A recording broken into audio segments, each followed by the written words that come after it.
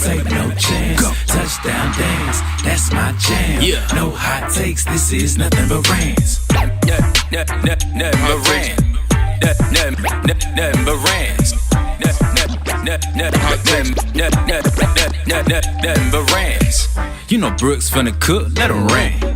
Try to do it like us, but you can't. Stay the young, going dumb with the chance.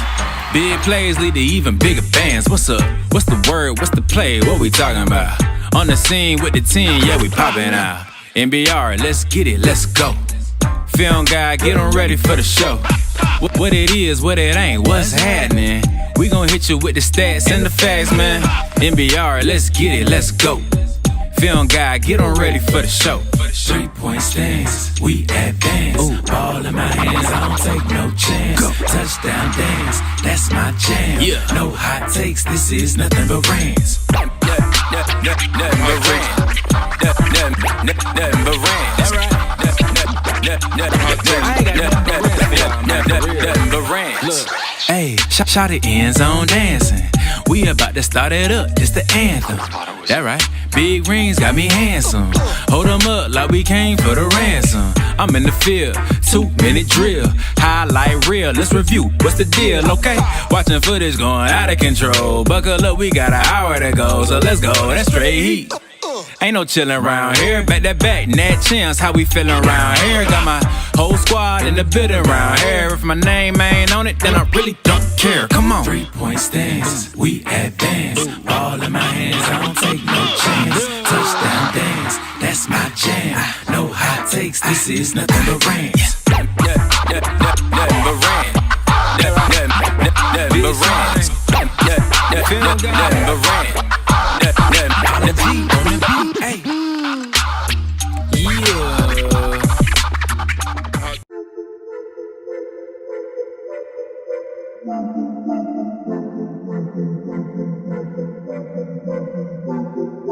Welcome in, ladies and gentlemen, to MBR, or as we like to call it around here, Nothing But Rants, the show where I find topics that I'm oddly passionate about and I pontificate upon them. These are not hot takes, but rather takes that I'm hot about. What's up? You really like that?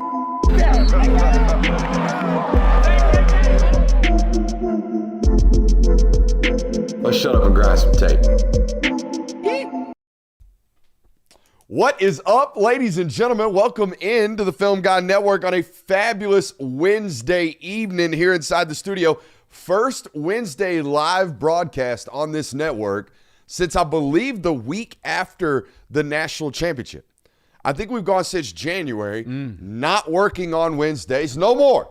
No more. We are grinding it out here on a Wednesday night. Glad to have you guys with us.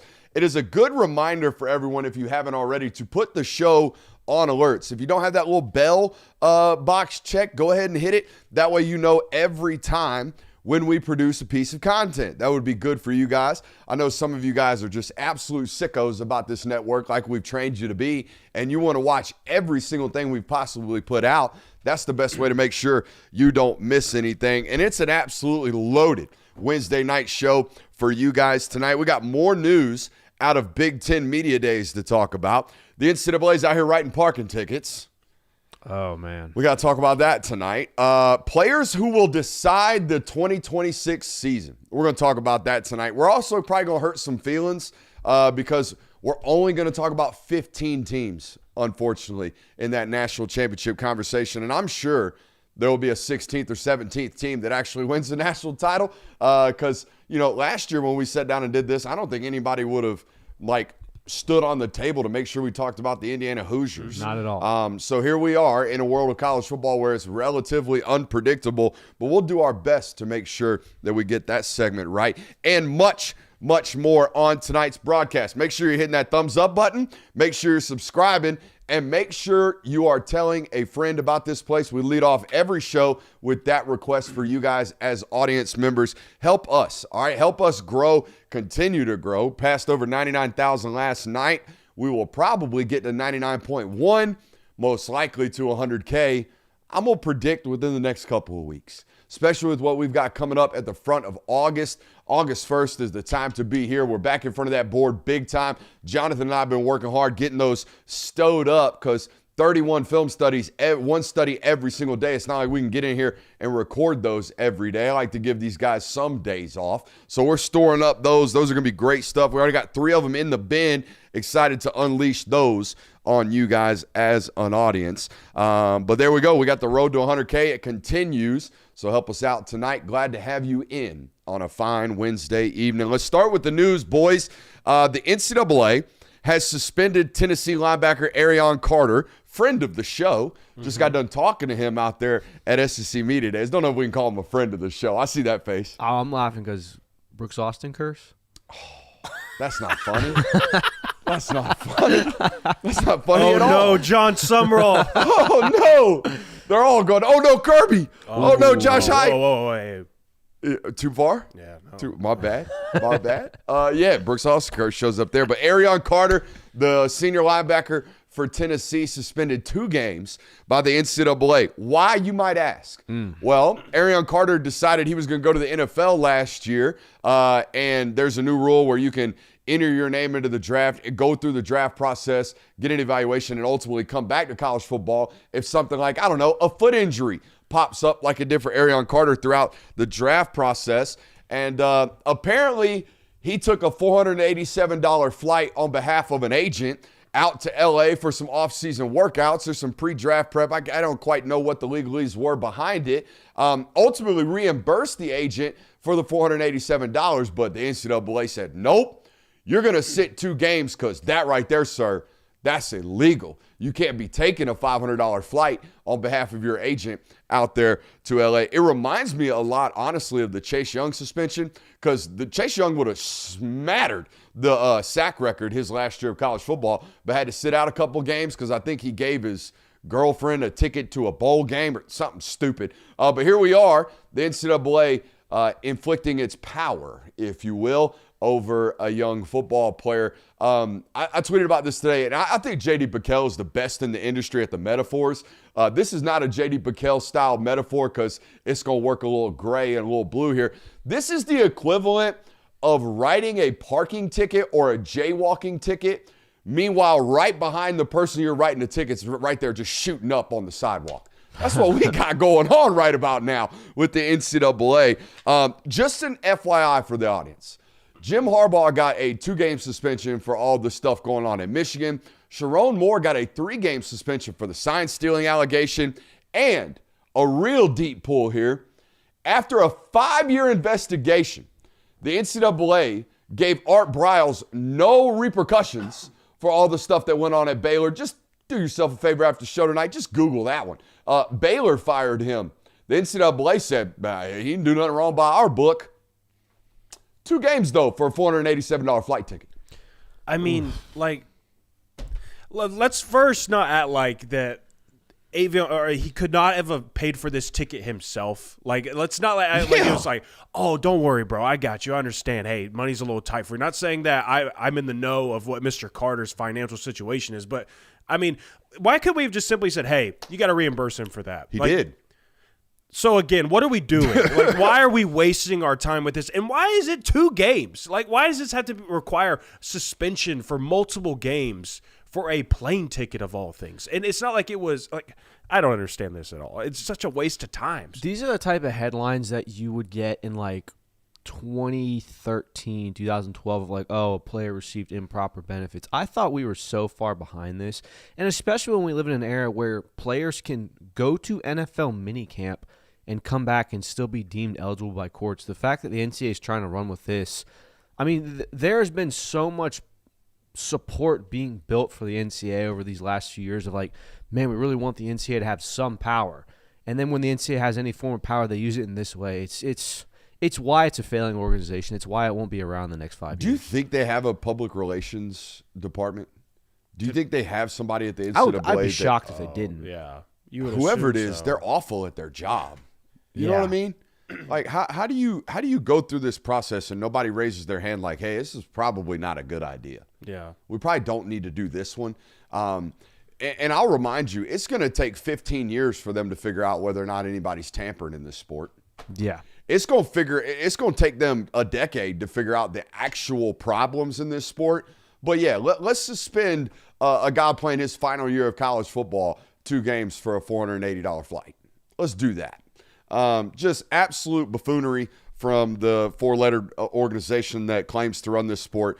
And it was the offseason where we all just decided, I think it's been culminating over the last 3 or 4 years, where it's like they have no power. Right. They can't do anything. They got TRO'd by a gambler. Like they got all kinds of stuff thrown into court and constantly losing. And this is what they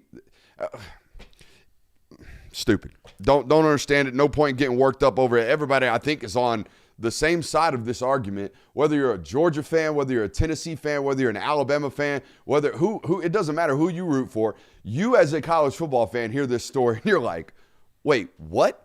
They suspended him 2 games for $487. Insane. I hope Tennessee fights it and plays them anyways. Yeah. Which I would imagine. I don't know if I think they released a statement saying they're completely against this ruling. Yes. But I don't think was there anything in that statement that said they're going to fight this at all? I don't believe so. But then again, like, look, I understand. We just talked about it, how we all agree that this is complete BS from the NCAA side. It is Furman and it is Georgia Tech. I think it'll be all right. And nothing against those 2 opponents, nothing against them, but I think that Tennessee's going to be okay even if he cannot play in those 2 games. So just should kinda remind you, there were 5 college football programs last year that were told, hey, that player is ineligible. All 5 programs got a temporary restraining order against the NCAA and went on to play those players anyways. And I don't think anything has come of those TROs. Yeah, I don't think anything has come from that, from the NCAA's facet. So if you are a Tennessee administrator listening today, go right ahead, throw them into court. You'll win, and they won't even fight. So there's no point in getting too worked up on this if you're in Arion Carter's camp. Yeah, this is the one example where, and again, I don't love the idea of TROs because it is such a slippery slope, but this is one of the examples where you would say, all right, if you want to take this to court and get it kind of overruled, I think the majority of the public would be behind that. Mm-hmm. All right, Big Ten Media Days well underway out there in Chicago, Illinois. It was a relatively slow news day, it felt like. I was surprised by it considering the lineup. The lineup was stacked. I mean, we had Ryan Day and Dan Lanning back-to-back. And you know what I think it is? I think those guys are such experts in coach speak that's why we didn't get anything. Probably right. Like, even the articles that I read and the videos that I watched, just like, he just said 45 seconds and nothing, and good on him, because Lord knows we've spent the offseason criticizing coaches for not doing enough coach speak. I'm looking at you, Steve Sarkisian. Probably good on them for giving us nothing.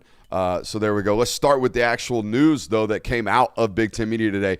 I don't know if y'all saw this, but Tony Petitti spoke again today. I don't know if it was in front of a main stage microphone, but he was asked about the Save College Sports Act. And I want to read you this quote because he is optimistic, it seems, that the people in Congress, is it Senate or Congress, the people up on Capitol Hill are ultimately going to bend the knee to both the SEC and the Big Ten. It says, quote, "It takes everybody to get on the same page to do that. You know, we are working still very closely with the Southeastern Conference and Greg Sankey and his team because, you know, we've been doing this together for quite a bit of time now," Petitti said. "So we want to continue to go down that path. I think the issues they care about are the same issues that we care about." He went on to say, "So we just got to get to a place where the language is right, and the reason why the language is important, it's okay to get all the calls together that we're on and get to a place where you feel like you have an agreement. But because we're going to live with this in perpetuity," I'm adding the in perpetuity, "our leadership really wants to see the words. And so I think the Senate staffs understand that, and they're going to do their best they can to get to us as quickly as they can." Where do the SEC and the Big Ten lie together on this? First and foremost, they know that they're the 2 biggest conferences in the sport. They know that they will dictate the future of this sport, or at least do everything that they can to do that, and include Notre Dame in that. The memorandum of understanding that was written 2 years ago during the offseason would allude to that. Also, it reiterates what we've been talking about now for about 2 weeks on this network, which is, hey, it ain't just the SEC that's threatening to take their ball and go home. These 2 guys are acting in conjoint thought process here, despite the fact that Greg Sankey seems to keep taking these barbs and keep taking the arrows from all of college football fans for being the guy who's willing to take his ball and go home. And we've talked about this for a couple weeks now, and I think it alludes to what I was talking about last night, which is this is why Tony Petitti is winning. He's out here doing the good, like the chat's saying right now, Tony Petitti's the good cop. Yeah. And Greg Sankey's the bad cop right about now. And Greg Sankey's getting all the smoke for it. Yeah, and I think maybe that's just because, too, I think that's how – I don't want to say that's how these two conferences have been painted, but I would say that the SEC has kind of been painted amongst the majority of college football fans. Like, this goes outside of just the SEC and Big Ten. I would throw in Pac-12 fans, Big 12 fans, ACC fans. Like, that's how the SEC is viewed because that's how they dominated the sport for so long. That's how a lot of people viewed them. The Big Ten, now that they're the most recent champions for 3 straight years, they are kind of the good cop in this. So maybe it's just kind of taking on the roles that your conference already had. And maybe Sankey's got so much leash and so much power and so much like he won't be upseated or unseated as his role that he's willing to be the bad guy in this situation. Yeah. That he's willing to speak the way that he does. What are the odds this is something that's intentionally done for the exact reason we just talked about, the good cop, bad cop, where one guy's banging on the table and talking about how great our conference is, the other is kind of coming at this with a level-head space, but they're both kind of pushing for the same thing. Not kind of, they are. That's what I'm saying. Just I don't even maybe I'll It's a allude tinfoil hat the benefit of the doubt there, but I just think it's being careful with your word choice. That's and your tone of voice and how you choose to talk about these things. Where the Tony Petitti brings us a bunch of commissioner speak, and Sankey stands up and thinks he's being. It felt to me at SEC Media Days, he felt like he was being transparent was the word he kept using. Yeah. He felt like he's being really relatable and down to earth, when in reality it just sounded like he was almost too stern with it over and over and over again. That's the way we felt down there in Tampa. And now I listen and read these quotes from Petitti, and I'm like, nah, that's probably the way you ought to go. You know what I mean? Well, and I think, too, like, when I read these quotes now, again, I'm not in the room listening to this. I was in the room listening to Greg Sankey at SEC Media Days. But Tony Petitti does not come across as somebody who has a very strong position of power in this sport while also trying to be relatable to everybody that is very passionate about this sport. He comes across as a CEO, a decision maker, and at times is probably going to talk a little bit over your head, and you're going to be like, that guy just said a lot of words, but I have no idea what he truly said. That's what Tony Petitti's doing. Greg Sankey's doing the same thing while also trying to be relatable, but it doesn't come across that way. We talked about this at SEC Media Days as well. It came across a bit brash, to be honest, and a bit like, you don't mean this. Like, it feels very fake from Greg Sankey. You see these Jeremiah Smith quotes? Yeah. Very interesting.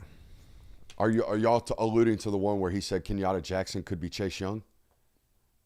Oh, no, that's not the one. Not see that Probably one. not the one you guys are Holy alluding to. cow. Nor am I alluding to that with the title or the thumbnail of today's show.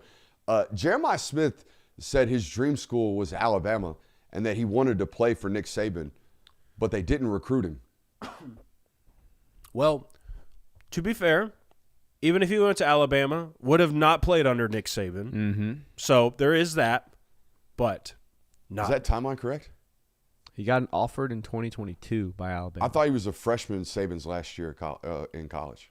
Is that correct? But him and Ryan Williams are the same class. Ryan Williams did not play for Nick Saban. Okay. Jeremiah So he Smith would have been recruited by Nick Saban had apparently Alabama recruited him, because apparently they did not. Which, whoa, if that's true, whoa, that's insane. I'm calling cap. You're calling cap? I'm calling this is the official sign that Nick Saban was indeed falling off, as you can see by the title of today's, or the thumbnail of today's show. What? That guy was so clearly great in high school. He was so clearly going to be the next Julio Jones, maybe better in college, and you weren't recruiting him. And by the way, South Florida, like Saban recruited the hell out of South Florida receivers. Now, Yes. I will say this, like, maybe he's not capping, because if you kind of go back and look at the timeline of events in that recruiting class, to me, it was very evident that Alabama had 2 players circled in that wide receiver class that they really wanted and they were really going after, that being Ryan Williams and Cam Coleman. I mean, they had their sights set in on both of those guys.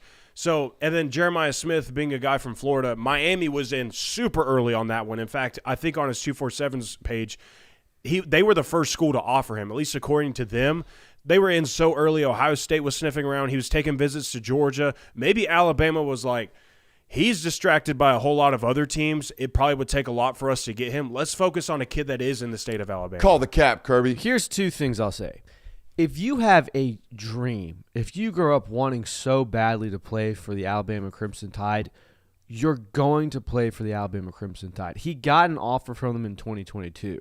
I think that what probably happened was, and based on all of the comments that we've heard about Nick Saban, and part of the reason why he retired, is that Alabama heard the price tag for Jeremiah Smith. This is Nick Saban's Alabama, by the way. Heard the price tag and said, that's too much for us. We're good. To which Ohio State was more than happy to deal that, and he committed to Ohio State. If it was his dream and he grew up wanting to be an Alabama Crimson Tide player, he would be at Alabama. So the idea that, they just didn't recruit me, I don't buy it. Yeah, I do think the "are you recruiting me" label nowadays is, are you actually playing ball with my agent? Yeah, are you going to pay me what fair. I want? Are you actually negotiating, or are you a hardline guy that doesn't listen to counter offers, or when the price goes up, you're like, okay, we're out? And Yes. that probably, especially with the way Saban talked about NIL. For sure. And Miss Terry, like the way that they talked about how these players were constantly coming in asking for more. And it felt, I think the word was gross. Did she use the word gross? Yeah. Probably, It felt dirty to her and to him as a football coach. Maybe that was actually what he was alluding to. Yeah, I mean, this isn't the first time we've heard this, though. I've heard many iterations over the years of great players saying, I wanted to go here, but they didn't even show me love. Hell, we just got done talking about with C.J. Carr last night with Michigan. Now, that sounded like it was an actual, they just stopped, they just didn't recruit me. Right. That's even crazier for that to be the case there. I do have a random question because this gentleman spoke at Big Ten Media Days today, and there's a lot of hype and a lot of build around what he's doing out there in L.A., and it's Bob Chesney and the UCLA Bruins. Do we expect a leap out of Nico Iamaleava in his second year at UCLA, third year starting in college football? Let me lay the groundwork before y'all say no, and before you doubt it. Why'd you assume I was going to say no? Yeah, I was Maybe thinking you were going to say no. And you've watched a lot of tape with me about Nico. You know what it is. You know how we feel about it. And I see the chat already with the laughing emojis about it. Like, everybody just assumes Nico is poop. And I'm here with it. I understand he was basically a scrambling quarterback most of last year. Hell, I don't even think he threw for 2,000 yards last year at UCLA. He damn near ran for 600 though. But here's what I want to lay out for you. Lot of change and turmoil last year at UCLA, even in season, right? I think they went through two different offensive coordinators, upgraded the new Heisel guy. He starts calling plays. They win a damn game. It feels like they win the Super Bowl, right? Like, there was a lot of change going on last year. But here's what I want to lay out for you. Alonzo Barnett was the quarterback at JMU last year, boys. He threw for 2,800 yards and 28 touchdowns, but more importantly, ran for 600. And do you know how many rushing touchdowns Alonzo had last year? How many? 15. Wow. Okay? This offense does tend to lend itself towards mobile athletic quarterbacks who can be an actual factor in the run game. I think they can actually pair this skill set a little bit better than maybe he's been used in years prior. Because at Tennessee, it wasn't that. Right? I know he scrambled a lot, quite a bit, because he couldn't get to a backside read, but it wasn't a lot of, hey, let's put this guy heavily involved in the design quarterback run game. Well, let's just lay it out in simple terms of, do I expect Nico to take a jump this year? I certainly could believe it, because for the last 2 years of his career now, and this is not saying that the entire time he was starting at Tennessee, it was a complete mess, but he spent 1 year at Tennessee, then transfers in the spring to UCLA. UCLA ends up being a hot mess that entire season. There's so many moving parts. You talked about it. Firing the head coach. We got a new AC. We got OC calling plays. So much stuff is going on top of a program that's kind of on the bottom level of their conference. So would I expect him to take a jump this year? Yeah, because there should be more continuity in what he's doing out there. There should be it should be a lot calmer for him, I should say. Yeah, and I think that's kind of where I'm at. We're entering our fourth year of college football. We've been at two really prestigious programs. I know that UCLA is not necessarily as at the same level of Tennessee, but at the same point, there should be some improvement. I'm not doubting that he will be a better player this year. I just think we've realized his ceiling is a lot lower than we expected it to be when he first committed to Tennessee, and that's all right. But I'm not saying he won't jump. All right, we buried the lead. Do you know what the lead is? What's the lead? It's the return of Poggi. Oh, yes. The return of one Biff Poggi. And in an elite role, we're going to stick a microphone in that man's hand and let him talk some ball. Biff Poggi announced as a Big Ten analyst for this year. And having watched a lot of the Big Ten Network this week, I think they needed some new life out there. I think they needed some new characters, and boy, is he one. Yes. Every time I think about Biff Poggi, I obviously think about the Charlotte days of him coaching in a cutoff, the Michigan days of him coaching in a cutoff, the amount of sweat that man had on a sideline. Yeah. There's a lot of things that I think about. The ice cream. The ice cream, bringing an ice cream truck, obviously being a multimillionaire. I don't think people realize that about him. Oh, yeah. This dude is like a investment genius. This guy's made over, I think, $50 million in his days as a trader. But no, the thing that I think most of nowadays when I think of Biff Poggi is fall pastries. That's so exclusive to us, too. I like Have that. we not told that No, story we on told air? that We I think told we that story on air, but like it's not. If you were locked in the off season with us, you definitely recall that. I mean, story. this story was told like early April. Yeah, I think this is the first thing we ran to microphones to talk about when we it's came back March. from the Combine. We were up at the NFL Combine for the second straight year, all three of us. First year, all three of us. No, second year. Second year, all three of us. Third year in a row that we've gone up there, huh? Yes. All right, so second year, all three of us in a row. And we always find ourselves at the NFL Combine in rooms that we have no business being in. All right, and this year, we found ourselves sitting across the table from, 3 NFL GMs, about 6 to 8 different, position coaches Multiple around the agents, league. former Multiple players. agents, players coming in and out of this dinner that we were at. And there were a bunch of ex-Michigan staffers that have obviously gone on to the NFL. And we just wanted to know. We're like, hey, we want some Harbaugh stories. We want some Biff Poggi stories, though, most importantly. And one guy stands up or tells the story about Biff Poggi calling him on the intercom system inside the building. And was like, hey, so-and-so, you need to come to Biff Poggi's office right now. It is urgent. So he grabs his stuff, runs down to Biff's office, and he's like, Coach, what's up? And Poggi's sitting there behind his desk reading whatever he's reading, and he puts it down and he goes, I've noticed, I've been walking around the facility lately, and there is an embarrassingly low amount of fall pastries around this place. And then they spent the next hour going through the local bakeries' menus and getting pastries for the building. Couple things. One, it was in the middle of a game week. Two, I didn't know that pastries were seasonal. Did you? No, I had no idea. clue. This Couldn't tell is you the what a type fall of pastry absolute is. gas that is coming to the Big Ten Network. I guess it's like a pumpkin spice croissant, Gotta be or something yeah. like along the lines of that. But very enthused to have his fall pastries eventually end up inside of the building. I think we've made this joke before, but can you just imagine walking around that building? Like you walk in and Jim Harbaugh's doing his thing, Sherrone Moore's doing God knows what, and Biff Poggi's just looking at a pastry menu. And on top of all the other stuff that went on in Michigan during that time, what a time to work for a college football program. Probably one of the best story times out of a college program that you could possibly have. Oh, Gotta for sure. be. I mean, we've benefited. Harbaugh's one of the most interesting humans probably on the planet. Mm-hmm. And then you got Biff Poggi walking around. Yeah. I mean, they went on for like an hour and a half of stories. So, Yeah, I mean, and they were all great. every they single all one. had us Every cackling. single one was fantastic. Every single one. Make sure you're hitting that thumbs up button as the chat had us alluded to. All right, super excited for this segment as we are for all of our segments, but this one's important. These are players that will decide the 2026 college football season.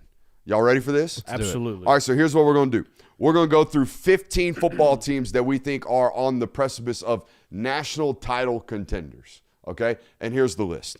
Ohio State, in no particular order. Ohio State, Georgia, Oregon, Texas, Notre Dame, Indiana, LSU, Alabama, Oklahoma, Texas Tech, Ole Miss, Michigan, Miami, Texas A&M, and USC. I do think there is one fan base that if they are on the internet at all, they have a reason to jump down our throats, and that would be the BYU Cougars. Okay? That was the line of demarcation. We cut it off at 15. Chat, help me out if you think there's another football team that we have missed that you think needs to be talked about in terms of a national title contender. All right? But we're going to go through these 15 teams, and we are going to name one player from each team that will ultimately decide the outcome of their season. Let's start with the Ohio State Buckeyes. Which one of you fine gentlemen have selected the Ohio State Buckeyes? I will take that one. And Jeremiah Smith is the best wide receiver in college football. I think we know that. They've got a fantastic defense. But what Ohio State's going to be able to do and whether or not they make the playoff and how far they go is going to be solely dependent upon what Julian Sain can do at the quarterback position. And I think last year was a perfect dichotomy of that. They were able to walk through that regular season schedule, had a slip up there against Indiana, were held to 10 points, went to Miami, and Julian Sain had arguably his worst game of the season. I think that if he's not able to play up to the moment in big games and be able to not only be accurate with the football, but be explosive with it and make the right decisions when it's needed, I don't think Ohio State's going to be nearly as good as they hope to be. However, if he makes improvements, if he's able to take that next step, they're going to be a very, very dangerous football team, as they always are. Mm-hmm. Obviously, I agree with the pick of Julian Sain determining the success of the Ohio State the most and also their season the most. I think an underrated pick here could be like a guy like Chris Henry, like a true freshman walking in. How impactful is he? Because we know Jeremiah Smith is a problem, and we know that Ohio State wide receivers are always successful. But if you got two major problems in that offense, like right off rip with him, and to your point, Jonathan, they've always had a great two to accentuate what the one is doing. And I think Bo Jackson also deserves a shout here. Correct. The running back deserves a shout. He's going to take a leap, we would imagine, in year two. The internet cooking him for no burst. Have y'all seen this lately? Yeah. I thought it was no top end. Got to unhitch no that burst, wagon. No top end speed. Same thing. In my mind, I thought burst was like we were acceleration. thinking the same thing. Yeah. All right, when you get into open field, do you pull away? Yeah. The film says last year no, but the film also said last year. But he ate up some yards, man. He got the job done in that backfield. We couldn't pick the offensive line as a whole, but I think that is a major pinhole, if you will, in the ultimate postseason success. I think they're set up to get there. I know the schedule's really, really tough. But what they ultimately determine as a successful season is going to be based on what they do in the playoffs. And you hit the nail on the head. Last year, they came up short in one spot alone. I felt like it was quarterback. Yeah. They were plenty good everywhere else in those football games. The quarterback left a lot to be desired on tape late in the season in those most pivotal football games. All right, let's go to the Georgia Bulldogs. Who's got those guys? Now, we just talked about how we're naming a player from certain teams for determining the success of the season, but not for Georgia. It's a whole conglomerate of players, and that is the wide receiver room, because we don't know who it's going to be. Yeah, we can't put the pressure on one guy. It might be London Humphreys. It might be Isaiah Canyon. It might be Talon Taylor. It might be C.J. Wiley. It might be Sokovie White-Heldon. It might be Landon Rolden. It might be any of these guys that I'm naming. Keep on going down the list. Throw a dart at a piece of paper. You might land on the right one, but that's the whole point that we're getting out of. Somebody in that room, if Georgia has national, and they do, with national title aspirations this year, somebody in that wide receiver room has got to take not the exact role of Zachariah Branch or Colby Young, but somebody has to take that room and say, I'm the guy, I'm the explosive playmaker here, I'm the guy that Gunnar Stockton is relying on in critical moments. We just got to find out who it is. Kirby Smart just eating that up. Yeah, you're welcome. Kirby Smart just eating that up, putting it on the bulletin board. Stretch says you guys suck. Please just replay it in the locker room every day for him, please. Yeah, put the film I down have been in the told they locker do room. cut up some of our stuff and use it negatively. No. Good. Yeah. Is that why No positives, though. Is that why the players always give us mean looks? Especially one particular guy. One particular guy, he's no longer on the roster, but he looked through me like he was ready to kill me every time. We'll talk about it after the show. I don't remember this one. You were there for one of them. And we spoke so positively of him. Oh, yes. We yes. spoke so positively, of him. I went to bat for him. Yeah. He didn't hear those quotes. No. Did this apparently not. take place in the Sugar Bowl? Oh, yes, it did. Okay. Oh, yes, it did. He's not a fan. All right, Oregon. Now, we're still staying away from the quarterbacks here. I know I saw some people in the chat saying it's going to be hard not to say quarterbacks for every single team. It is very hard. But here, I do think that this is a very pivotal player for the Oregon Ducks, and that is Evan Stewart, a player who did not get to participate last season, a player who was – that was a talk around the Ducks early part in the offseason before his injury of this guy is going to be a massive playmaker for them alongside DeCorian and Moore, and we didn't get to see that tandem work next to one another. Dante Moore, we know what the deal is there, one of the best quarterbacks in this class, likely going to be playing his way into a first-round grade this next season, but it's really going to be about the weapons, how explosive, how meaningful is his return to the roster. If it's as meaningful as everybody was making it up to be last season, the offense is just going to continue to take off. I believe Dan was asked today on McAfee's show who's had the best offseason, and he did the coach thing where it's really, really hard to pick one, and then he picked one. He said Evan Stewart. So he's really excited to see what Evan could do this year. It was unfortunate last year he didn't have the opportunity to play because he was banged up pretty much all year. That guy – I remember him coming out of high school. He felt uncoverable. Yeah. Felt absolutely uncoverable, and with the ball in his hands was a very, very special athlete. In Oregon, I mean, as long as I've been covering football, I don't think anybody does more with 5'11", 185 twitched up MFers than Oregon. Facts. Yeah. I mean, for a litany of years, it's just like, oh my God, they gonna ball with that guy. If Evan Stewart is fully healthy, man, it totally changes their offensive outcome because they're plenty great at tight end. They're going to be pretty good at offensive line. They always run the football pretty well. Dante Moore is really, really good. Like, we know these things. The defense is solid. It's going to be hard to move the football against that front four. It's really a front eight. Like, they're 8, 9, 10 deep on that defensive line. Probably the deepest defensive line in all of college football. Boys, I've got Texas. And I couldn't pick one offensive lineman. We know that's what's ultimately going to determine their outcome offensively. Can they protect Arch Manning? I'm fine with the way Arch Manning played the last 6 games of college football last year. I thought he was tremendously tough, did a lot of great things from the pocket, and just his ability to stand in the face of pressure and deliver strikes downfield. I was more than okay. I felt vindicated towards the end of the season last year, especially once we found out he had a foot injury. Like, the idea that guy played last year unhealthy, played as tough as anybody in college football, I'm fine with the way Arch Manning played. I know there's people on the internet that think he sucks. Not me. I'm not one of those guys. I still hold him in high regard. But it is Cam Coleman. It is Cam Coleman for me for whether or not he can actually unlock this offense from a deep game passing aspect. Ryan Wingo had a lot of drops last year, a lot of pivotal drops too. Is this the actual dominant X receiver that we believe that he can be? Now, we've talked about it ad nauseum on this network. The last 2 years, I felt like he was held with one arm behind his back in that Auburn offense. Straight jacket. Oh, yeah. Straight jacket.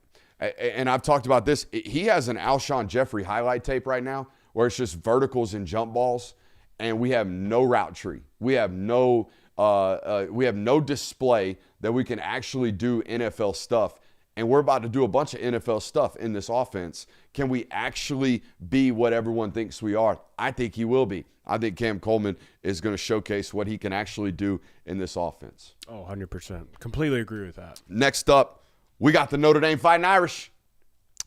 I want to open this with giving Jaden Greathouse a massive shout because I do think that if Notre Dame is going to have a explosive and dangerous wide receiver, something they haven't had in frankly a really, really long time, he is the one. They were better last year. They were better. He is the one that's going to be that, and he is the X factor for them. But I think so much of their season really hinges on if CJ Carr is going to take that next step and become the, top 5 quarterback that many people are projecting him to be. He was great last year. He had some really good moments. We know that, he started the Miami game a little bit rocky, but if CJ Carr doesn't play like a top 5 quarterback, they'll probably be fine throughout the regular season schedule because it's that easy. But I can't speak on how deep of a playoff run they'll be able to make without him playing at an elite level. Mm-hmm. Yeah, CJ, I mean, so we watched CJ Carr today, and Brooks asked me what my thoughts were about him, and I just said he's polished. I mean, for a guy that was in his first year starting in that system, the autonomy that he had, and just how clean he plays. That's the best way, but such a clean football player. I think it will just be determined by what surrounds him in that offense. And that goes to the running back room too. Like that run game, what does that look like? The wide receivers as well. But I think he's going to be fine. Yeah. I'm very curious to see what Bryce Young is going to be in year 3. You remember freshman year, he's wearing 30, and he's 6'7". He's like 230 pounds, and He looks like he's going to be this elite, promising edge rusher. And then they threw like 50 pounds on him. They just got him way, way bigger. And last year, I mean, even the production, I think, dipped just a tad bit from a down-to-down basis. I think he had a half more sack in 2025 than he did in 2024. But I thought the freshman tape showed something that was like very, very promising. Hell, he even blocked a punt, I think, at one point during his freshman year.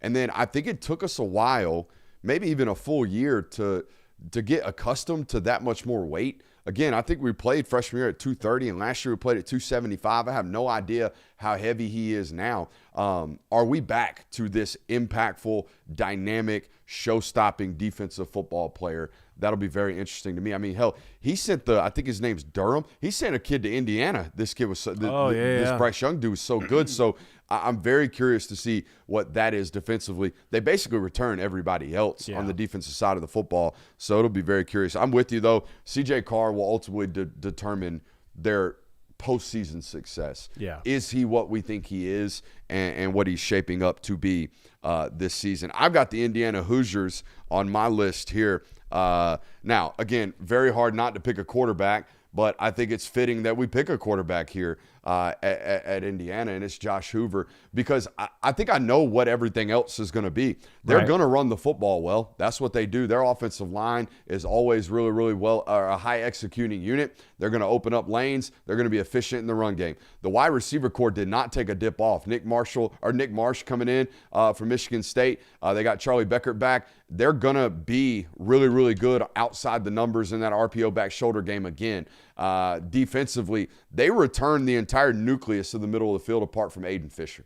Everybody is back down the midline of that defense that was, I would say, historically great last year. Somehow not talked enough about how great they were defensively. They'll still be really good on the defensive side of the football. I'd say great. The question is there a drop-off? How much of a drop-off is there at the quarterback position between what Mendoza did last year in his only year at Indiana and what Hoover is set to do and presumably his only year at Indiana? I am a Josh Hoover guy. I'm a Josh Hoover believer. I do think at times during his career at TCU, he felt like he had to be a superhero and he felt like he had to press and make miraculous throws on a down-to-down basis. That leads to a lot of interceptions. That leads to bad turnovers. That leads to big-time mistakes. Can they coach that out of him? Can they slow him down a little bit? Can they explain what Cignetti talked about in response to Sonny Dykes' jab at Hoover's turnovers? Like, hey, we got a great run game. We got a great defense. All you got to do is facilitate, baby. Can they get that into him? I think they'll be able to do that. Mm-hmm. Yeah, I mean, kind of a switch up for Josh Hoover because, I mean, when he was at TCU, it was, all right, buddy, let's go throw for 4,000 yards this season because that's the only way we're going to be great offensively. Don't have to do that in Indiana's offense. Fernando Mendoza just showed that. Now, he's not the athlete that Fernando is, but you don't have to just chunk it all over the place in hopes of winning at Indiana. First time. You've been watching us for 2 years, first time in a live show. Welcome in, baby. Come on, sit down.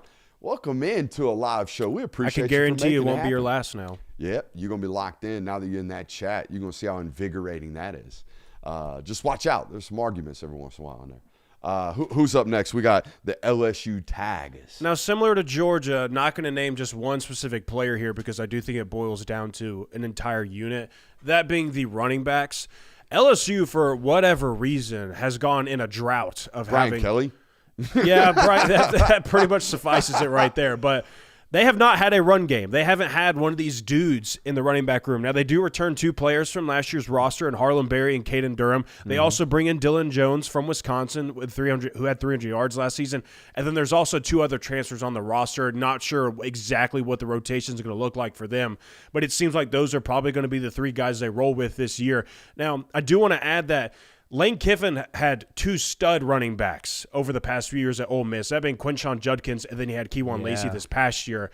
I don't know if he's going to have that to work with at LSU, but it seems like they have some talent to work with. Got to establish that run game, though, because as crucial as the passing game is for Lane Kiffin's offense and how great he is in that department, everybody knows you need a run game to complement it. Yeah, and I think that's one of the more underrated aspects of what has made Lane Kiffin offenses so good and so volatile. Like you said, Quinshon Judkins and Keelan Lacey were arguably the best running backs in the SEC during their time at Ole Miss. So it's absolutely going to be a major catalyst because we do kind of have an idea of what Sam Levitt will be. We kind of expect there will be some turnovers there, but if they have a solid run game to rely on, you might be able to, I don't want to say hide Sam Levitt, but make him less susceptible to making mistakes and turnover-worthy throws. So, Sure.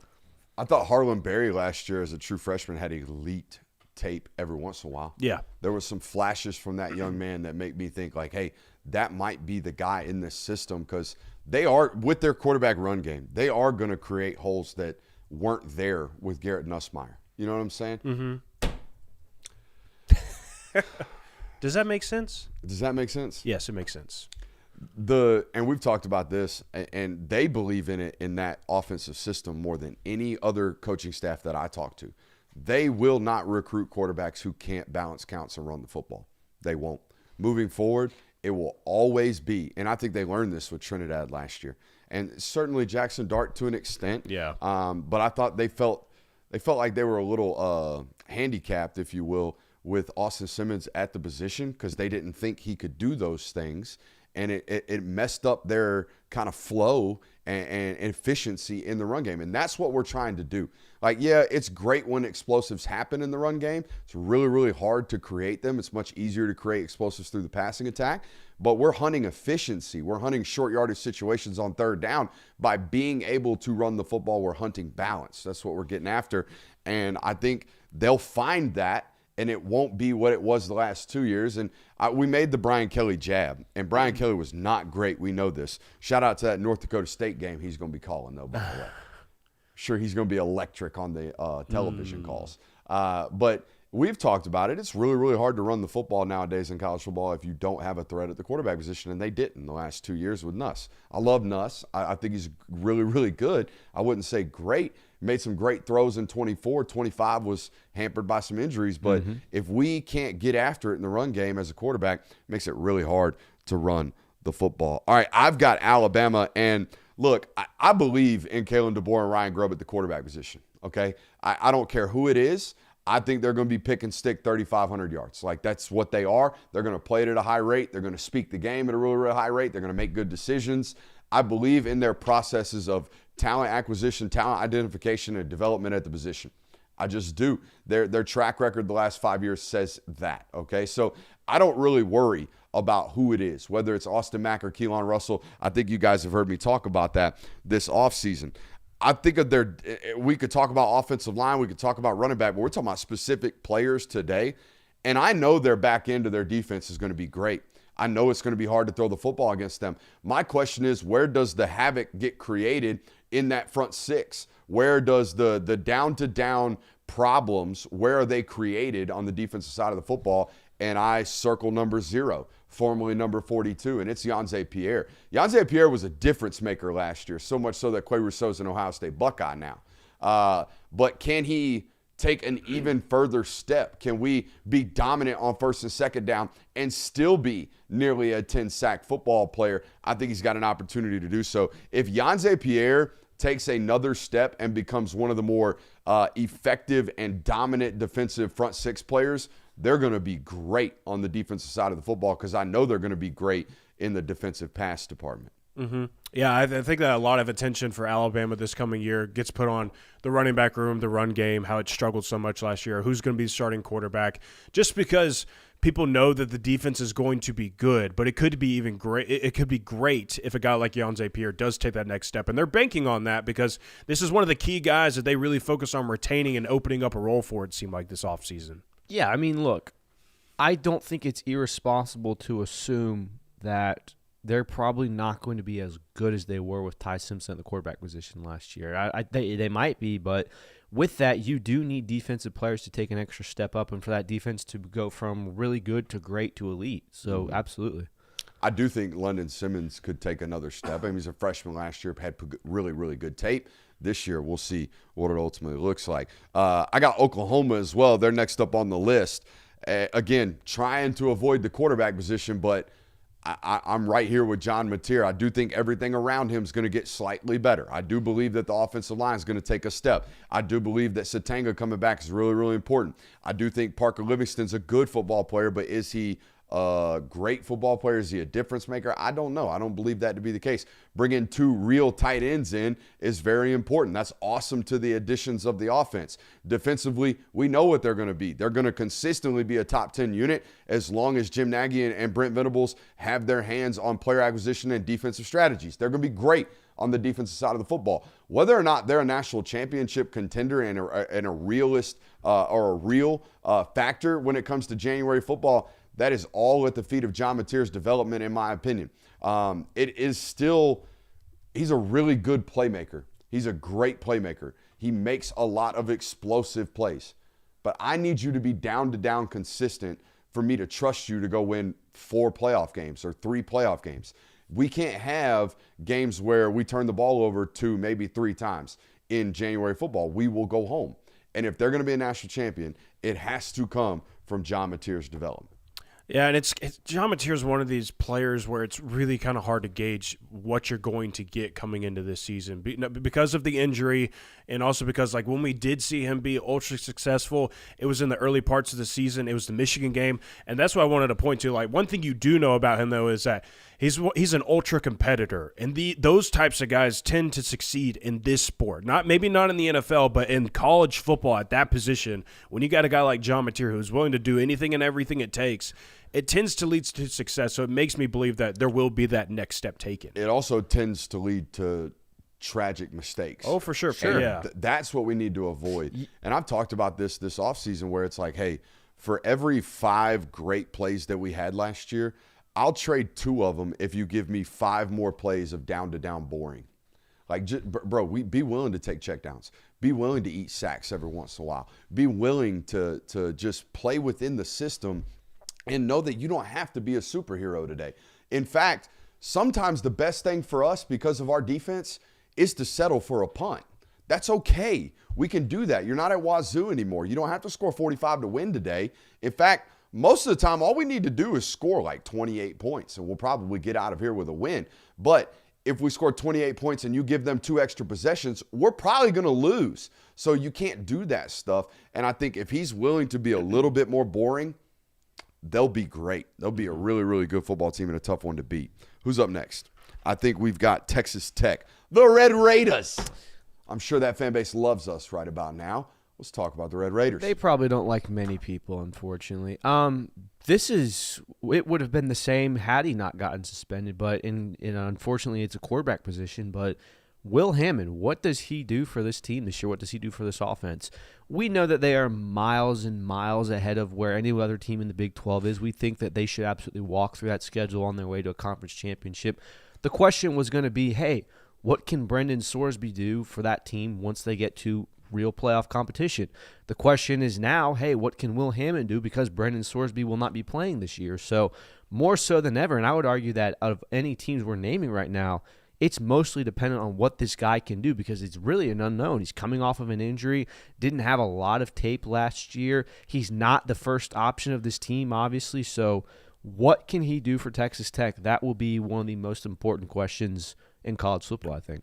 Yeah, it really boils down. It's that simple for them. Like, if you're going to make the playoff and win the conference, how does he play this year for you? I think it is pretty much that simple. How about Marcy Rian with a super chub tonight and no shot at Kirby? Wow. Now, I do notice that the significantly lower. The more generous gifts from Marcy typically is when she is bashing you. Yeah. She's paying the Kirby tax. Well, you'll take the hits for a little bit extra. Yeah, that's fine. Say whatever you want. Hey, way to super chubs come in. Way to be the guy. We appreciate you for being a team player over there, Kirby. Bill's got to get paid. That's right. Bill's got to get paid. I'm with you, though. It is Will Hammond. I think it would have been Brendan, like you mentioned, I think it would have been Brendan Sorsby in this conversation if he didn't get tied up in what he got tied up in, because that was the difference last year when they got into playoff times. Like their offense was anemic against good defenses, or the one good defense that they played in the form of Oregon. No offense, BYU Cougar fans. And even then, like, their offense didn't shine. Oh no, they played short fields the whole damn game. Short fields, and BYU they were just getting ball. boxed on the offensive side of the ball. So yeah. We also have questions about the groceries they bought on the defensive side of the football because it's hard to hit at the rate that they did last year out of the portal. I mean, they hit some damn home runs last year on that defensive line. Has there ever been, and this is sorry to get sidetracked, has there ever been a program that's hit 2 years in a row, like being so portal heavy? Michigan State certainly didn't. Michigan State didn't. Florida State didn't. Baylor didn't. Like, That's a good point. I don't want to say Indiana, but Indiana was also like a lot of JMU guys, second years. I don't think there's an example of like 2 times we're going full portal and it's worked out for us. It's a good point. Ole Miss was portal the entire time. Yeah, Lane Kiffin's run, Ole Miss might be it consistently got better. Yeah, I think that's fair. Ole Miss might be the answer here. Yeah, but it is hard to hit that many. Like I said, that many home runs, particularly on the defensive line. And the way that they did it, and maybe they do have 2 freaks. Maybe the kid from Miami of Ohio is elite. Maybe the kid from San Diego State is this damn good. But I think it's always a little bit different when we're buying mid-major All-Americans versus buying all-conference players from the Big 12, which is what they did the previous year, plus Romello Height. They bought a former top 50 player from Stanford. They bought an already all-Big 12 nose tackle from UCF, and they bought an already borderline all-ACC guy in Romello Height. And all those guys were NFL football players. Did y'all do it again? Is your scouting and development, is your scouting department that good out of the portal? We'll find out this year, but that's not a singular player. All right, the Ole Miss Rebels, what do you got? This player is simply put on this list because he's one of the few that remains from that room from a year ago, and that is Deuce Alexander. Said goodbye to Caden Lee, said goodbye to Watkins. He's over at LSU, said goodbye to Dazon Stribling, who's in the NFL now. Deuce Alexander is one of the few that remains in that wide receiver core that was very successful and a great football player, might I add, for Ole Miss last year. Not saying that the guys that they brought in or that they currently have on the roster aren't also great, but I think it's pretty clear that when you look on that roster, when you look on the depth chart, there's one clear top-end guy, at least in this conference and in this sport when it comes to wide receiver, and it's Deuce Alexander. They're banking on some hits from the transfer portal. Don't know how that's going to pan out, but you got a great quarterback in Trinidad Chambliss. You could pair it up with a guy like Deuce Alexander. The offense might be able to keep it rolling. Yeah, I think Cam Franklin's development's really important to this defense. Pairing him, not alongside Will Eccles. I'm going to assume they're going to play opposite sides of one another as a defensive end and a defensive tackle. But if that guy takes the leap that I think he can, that defensive line becomes a lot scarier than it looks on paper right about now. We'll see what the additions at linebacker ultimately look like. It is no coincidence that all of their offseason big-time additions came on the defensive side of the football with their defensive head coach. I do think their defense will take a leap. But you're right. Deuce Alexander's got to be a freak. Yeah. He's got to go for 1,000 yards to make up for the losses out of that room. It's a great shout. All right, the Michigan Wolverines. Here's your layup. Go ahead. Yeah, look, again, I think we've kind of touched on this enough to know that Bryce Underwood will be the main catalyst for what this season is successful for Michigan. You've got a head coach who's in his first year with the program. He's more than a seasoned vet, but it's his first year at Michigan. It's his first year in the Big Ten. What can you do for this offense? How much of a step can you take? Can you be the player that you were hyped up to be? Can you put all of the negative press that you've created around your name in the offseason in the past? It's going to be very dependent on what Bryce Underwood is able to do for Michigan in this offense. Oh, yeah. Could say Savion Hyder, the true freshman running back. Definitely deserves a shout-out. He could be one of these game changers for them. And if that's the case, then maybe the trajectory of their season changes a little bit, or the tune about them coming into this year changes up a little bit in the first year of Kyle Whittingham. But it's definitely Bryce Underwood. Like, how much of an improvement do we make from year 1 to year 2? The Miami Hurricanes. I also have that one. And Damon Wilson's obviously going to be a major player for that defense, and I think how much can you replace the guys that they lost, like Ruben Bain and others, is going to be important. But, again, it's quarterback. Darian Mensah, how much can you change what the offense does? Because they are 2 very different quarterbacks from when Carson Beck was. Gigamags, what do you got for me? Oh. All right. So, Texas A&M was great in the wide receiver department last year. They had some dudes put up some great numbers. Said goodbye to Kevin Concepcion this past season or past offseason to go to the NFL draft. But you bring back Mario Craver and you bring back Ashton Bethel Roman. But the biggest addition to this wide receiver room was bringing in Isaiah Horton, because while Craver is great, while Bethel Roman is great, you know what makes those guys even better? When you have a true X-wide receiver like Horton added into the mix, something that Texas A&M did not have, and I think it was kind of the detriment to their season this past year in the playoffs against the Miami Hurricanes. He was great for Alabama, was Horton last year. I thought he was one of the biggest steals of the offseason in the transfer portal, getting him from the Crimson Tide to go to Texas A&M. I think this is one of the biggest and maybe most defining additions of any transfer portal addition this offseason. Texas A&M got a great player. Got to make sure that we really accentuate that one. Gig 'em. I have the USC Trojans, and this will be a name I guarantee you nobody in our chat even knows about. But when I talked to USC people this offseason, they could not stop raving about Alex Van Sumeren, the transfer from Michigan State. All right, and he's a defensive tackle, and he has, per my sourcing, completely revamped how they practice, completely revamped the attitude and the aggression with which the line of scrimmage plays with. And if you've played ball long enough, you understand this. Nothing will set practice off more than an offensive lineman or a defensive lineman just being a flat-out lunatic, all right? Because if that guy is playing that hard all the time, and he does, it makes everybody else play like that, or else they're going to get embarrassed that day. There's no brother-in-law and going on anymore out there at USC. And this is me speaking. This is not them. I feel like those rooms out there, it can be very easy, especially nowadays when we make a lot of money. It can be very easy to live the Los Angeles life and be very laid back and be very casual and just roll the helmet out there during practice. And that crap shows up on Saturdays when we get our face ran through. Ain't no more.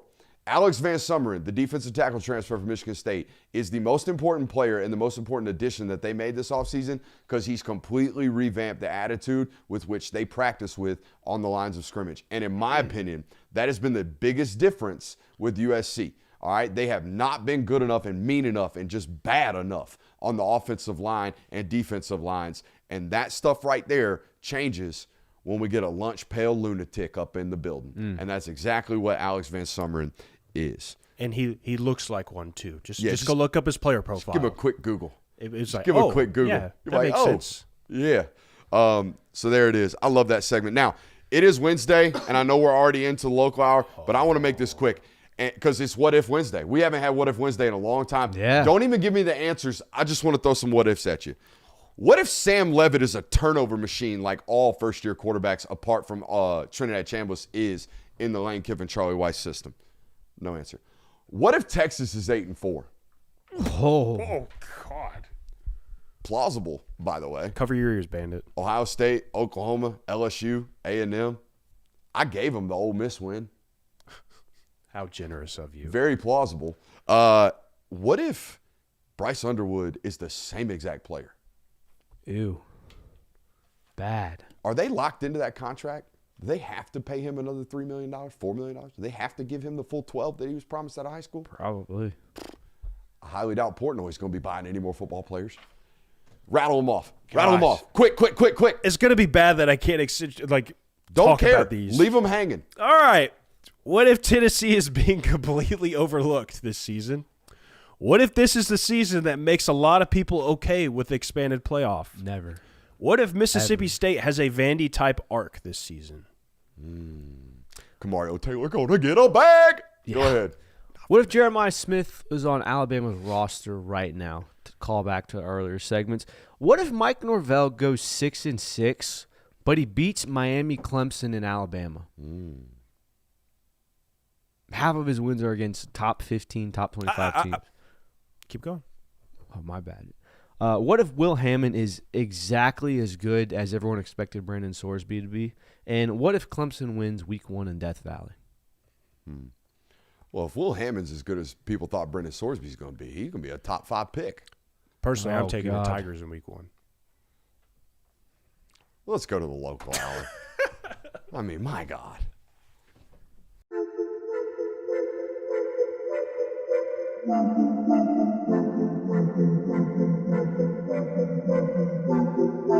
Welcome into Talk the Dog, the show where we find a bone to pick and a take to give. These are not hot takes. These is dog takes. Can I talk that dog?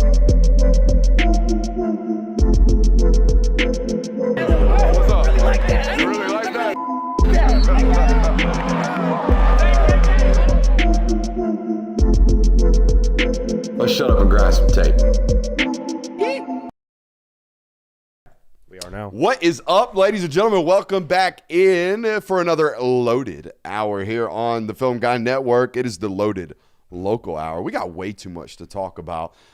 We've got camp storylines to preview. Camp starts a week from today, by the way. Don't know if y'all know that. Thank God. If you're on patreon.com/BrickSauce, you definitely do. What If Wednesday, local edition. Maybe we'll actually dive into that one instead of rattling off like a banshee. We've got recipes to beating Georgia. Love to. That's right. If you're an opposing coach, lock in. We're going to give you the recipe. We've had the answers all along. We've had the answers all along. All you had to do was ask. We would have given them to you. We've got players that will decide Georgia's season. We're going to rank those 1 through 10 in terms of importance. And we might play a little bit of a legacy game. Oh, I like. Where do you guys want to start? Jonathan, what do you want to start with? Ooh. We didn't get to this yesterday, so let's go ahead and knock it off. Camp storylines. Damn it. You just teased camps. Like, subscribe, make sure you're reviewing, all that good stuff. If you miss any portion of tonight's broadcast, it will be made readily available, however, wherever you get your podcast. Camp is exactly 1 week away. They report 6 days from now. They will get it cracking 7 days from now. What are the biggest storylines? I'll go last because I've got sources says. Ooh. He's tapped in. I've got tapped in intel. He's got the official. He cheated. Actually, I'll go first. He made someone else do his work. Perhaps. Nothing better than delegating, you know? Nothing better than delegating a little work. Storyline number 1 and question number 1. Does anybody win the backup job? It was a big one. Good question. Does anybody win, like, know for a fact that guy's R2? Does anyone want to? I'm sure people want to. I'm sure both of the Ryans are dying to be the backup quarterback at Georgia and maybe get in line to be the starter in 2027. But does anybody grab the reins of this backup spot? It's always important to have a really good backup. It's definitely important when your starter is willing to die and oftentimes gets hit really, really hard. Yeah. It's kind of important. It would also be very important and accentuate their offense at a higher rate if we actually know we can run Gunnar Stockton. Like, we can get this guy hit, it's okay because the backup's pretty damn good, and he'll at least go in and maybe win 2 games while Gunnar's licking his wounds if that ultimately happens. But somebody has to take this job over going into the season. Do you think that there's a possibility, considering how the schedule is constructed, where it is Western Kentucky and Tennessee State first, that first game, Ryan Puglisi's the first one off the bench. Next game, Ryan Montgomery's first one off the bench? I thought you were about to ask if they're starting. I was like, what? No, Jay. Brother. Sorry. I mean, Georgia Tech did that last year. Georgia Tech started Aaron Philo game 2 against Gardner Webb.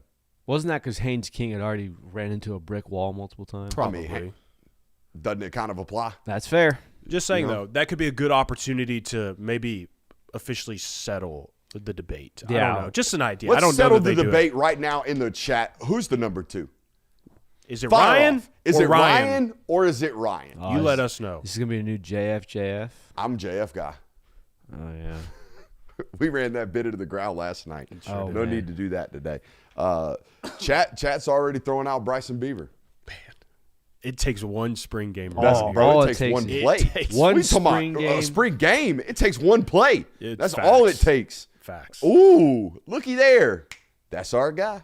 That's all it ever takes. I heard Hezekiah Melender had a 50-yard run. He definitely did get tagged at +4, but hey, you know, no disrespect to Buddha. No disrespect to Buddha. Who's the third back? That's This is a good something they're obviously wondering about.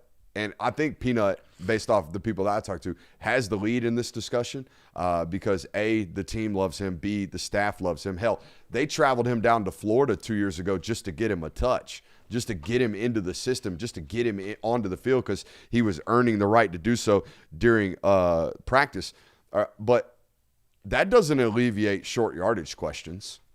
Like, I'm not running Peanut out there on 3rd and 2. No offense to Dwight Phillips. Yeah. But I think we're overlooking Chauncey in that discussion, to be honest with you. I think Chauncey's a great short yardage back. That dude's 230 pounds. Definitely. I Now, mean, he yeah. can burn, but he's a great, efficient runner. I mean, we floated this idea out, but, like, Ethan Barbour's not incompetent at carrying the football. He's pretty big.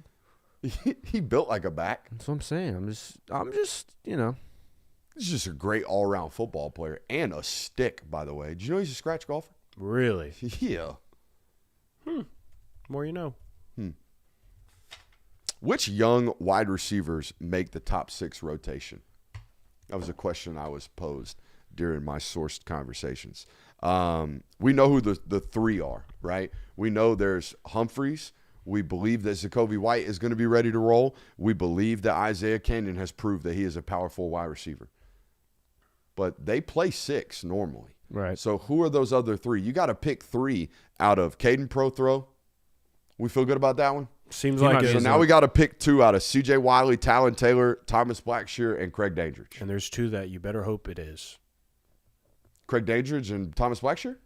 I'd say probably C.J. Wiley and Talon Taylor. Do you yeah. Do you even count? I know he's going to play out of the slot, but do you even count Caden Prothrow as a wide receiver for that? Yeah, I do. He's going to play wide receiver almost all Yeah. year. Hell, he might stay there the rest of his career. Okay. When you see him, you'll notice that he's got really long arms. He's got a really long torso. He's got a really, really long legs. Obviously, 6'6".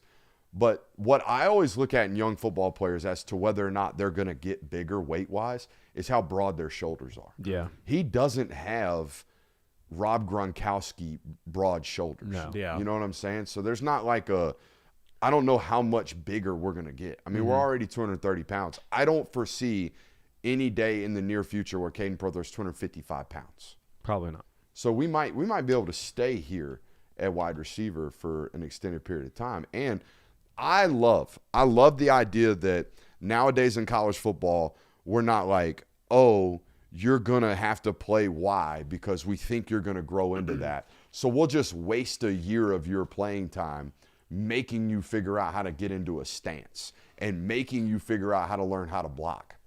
No. We paid you a lot of money to get you here. I mean, we beat out Texas for you. So we're probably going to have to play you in whatever facet and whatever form you're ready to do right now. And he is ready to win in the slot right now today. I feel like they're doing this out at Alabama with Sedarian Morgan. Sedarian Morgan's not ready to separate outside at X. So what are they doing? They're putting him in the slot. Right. Yeah. And he's gonna do well. There's a freshman right there. So shout out to Jay. Let's Go Film Guide Network. Great job at the SEC Media Days. We appreciate the super chub right there. Jay Frizzy Yop. It's an elite name. Did I say that right? Yep. I believe so. Why are you Frizzy Zop? What'd Frizzy do to you? There's no possession in that name. Is Zakai Helton going to take somebody's job and send him to the bench? And who would it be? I wrote this down today. Ernest Green, Donald Glover, Drew Bobo, Juan Gaston, Dontrell Glover. I'm too old for this shit. Childish to be honest Gambino? with you, bro. I'm way too old for this. Ernest Green, Donnie Glover, Drew Bobo, Juan Gaston, John Jackson. That is probably the on-paper starting 5 right now. Right. It wasn't that in the spring game. Zakai started at right guard. Right. Correct. But if he does take a job, I think he's going to take John Jackson's job. I think he's going to go into guard, and Juan Gaston's going to go out to right tackle. I think that's a possibility, and I think he also takes, and I knock on wood, hopefully this doesn't come to this, but he'll probably take whoever's job that gets hurt.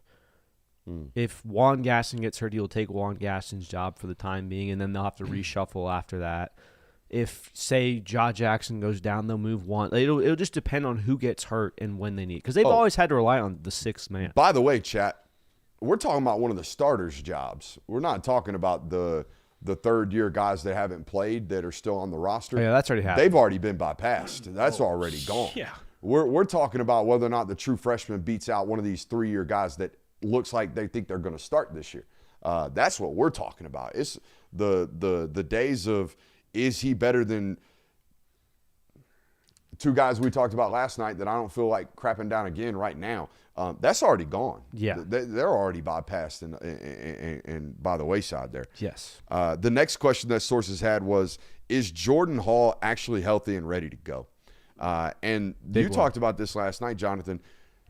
This room has gotten relatively deep relatively quickly.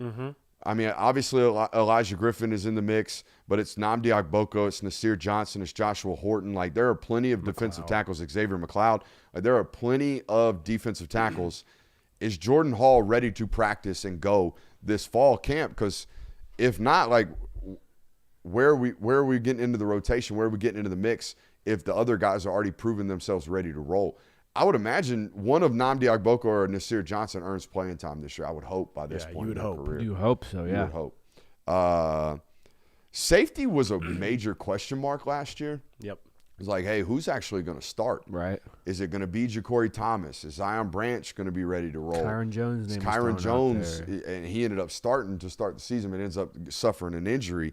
Now it's gone to, hey, which one of these guys do we play? And this is byproduct of Khalil Barnes solidifying that star position and knowing that that's what it's going to be right there, that guy starting, which has kicked Rashawn Dinkins back into the safety spot.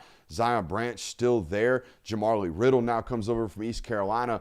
And obviously KJ speaks for one of the positions as a whole. So it's kind of a three-way battle, and they think all three are really, really good football players. Yeah, it's nice because I think that you're still coming into the season with questions as to what it's going to look like come week 1, come week 6.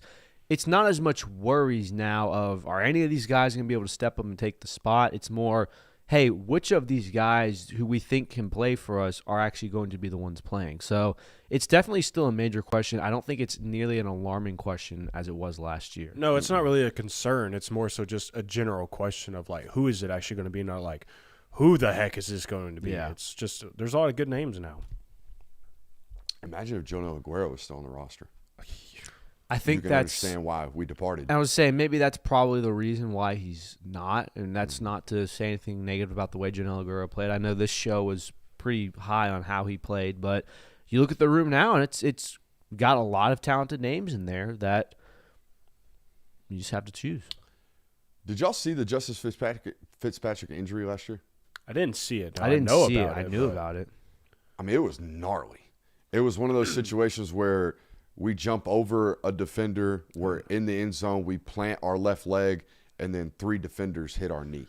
I mean, it was bad. Sources already saying that he's basically been walking around the building like nothing's wrong already. When did that happen? That happened. That dude late in the season. That was playoff run for St. Thomas. Damn. Like this was in like late November, early December. They think he's not like fully ready to go this fall camp, but he's going to play at some point this season, and it sounds like he's a super freak. So obviously you know why. I mean, this is an NFL pedigree guy. Genetics play a major role in these rehab processes for major injuries. The younger brother of Minkah Fitzpatrick is Justice. I think he's going to be a special football player at Georgia, and there's already massive inklings about this kid, and he hadn't even put the pads on yet. Ooh, yeah. Wow. Yeah, that's a great sign. It's also it's one of those things, and I'm done with mine. I'll let y'all get to y'all's here in a second, but it's one of those things that I've learned. This is my 8th year covering Georgia since 2019, so 19, 20, 21, 2, 3, 4, 5, 6. Yeah, 8th year. Math's hard. It's 8th year covering Georgia, and the thing I've learned most about talking to sources in that building is we don't hear the negatives. We don't hear so-and-so's not working out unless it's just awful. Right. We don't hear that type of stuff. We only hear the good. And this kid's already getting talked about well this early on. And that kind of alludes to some of the people that chat's asking about right now. Like, if we haven't heard about him, I just assume it's not going great. Yeah. I don't assume it's going bad, but I just assume it's not going great. And there's some players that fit that role right about now. Yeah, one of those situations where no news is not good news. Mm-hmm. Not from sources, man. If it's good stuff, they can't wait to tell you about it. Yeah. If it's bad, it's hidden. Mm-hmm. What shirt you got on tonight? This is a Special Olympics shirt from the 90s. It was my aunt's. Oh. Why the Bulldog? It was in Athens. Oh. Yeah. Pretty cool an elite stuff. pull right there. Appreciate Sorry, it. it just caught Very my niche. eye. I've never seen that Georgia logo. Would you like to rattle them off back and forth? Yeah, we can go back and forth. Play a little ping pong over there, boys. I do like some ping pong. First one I have, who forces the staff's hand on defense this season? Might be a little early to figure this one out. Like, I'm not expecting them to just be in the month of August and know for a fact, like, all right, this is a guy that we're going to have to carve out a role for. I'm thinking of a guy like Zayden Walker, where linebacker was set. There really wasn't a need. Like, it wasn't like we needed Zayden Walker to emerge last season, but it just so happened to be like, this guy's so good, he has to be on the field. First one out in the linebacker games today, though. Yeah, he was. Not a good first sign. First one out, Kirby. not a great sign. Tough. Even though I think N'Kobe was first one out. the last year. Maybe it's not bad omens. Maybe it's a great sign. Maybe it's a good omen. I didn't even know how they play the linebacker. I have no idea either. It's random games.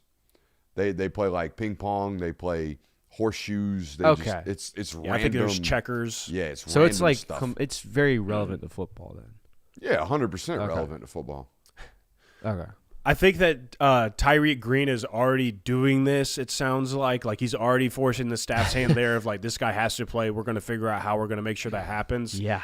We'll see if somebody else emerges, though, in the Oh, my coming God. month. I totally forgot about talking about Boogie in the safety room. Yeah. They got 5. They got a lot of safeties all of a sudden.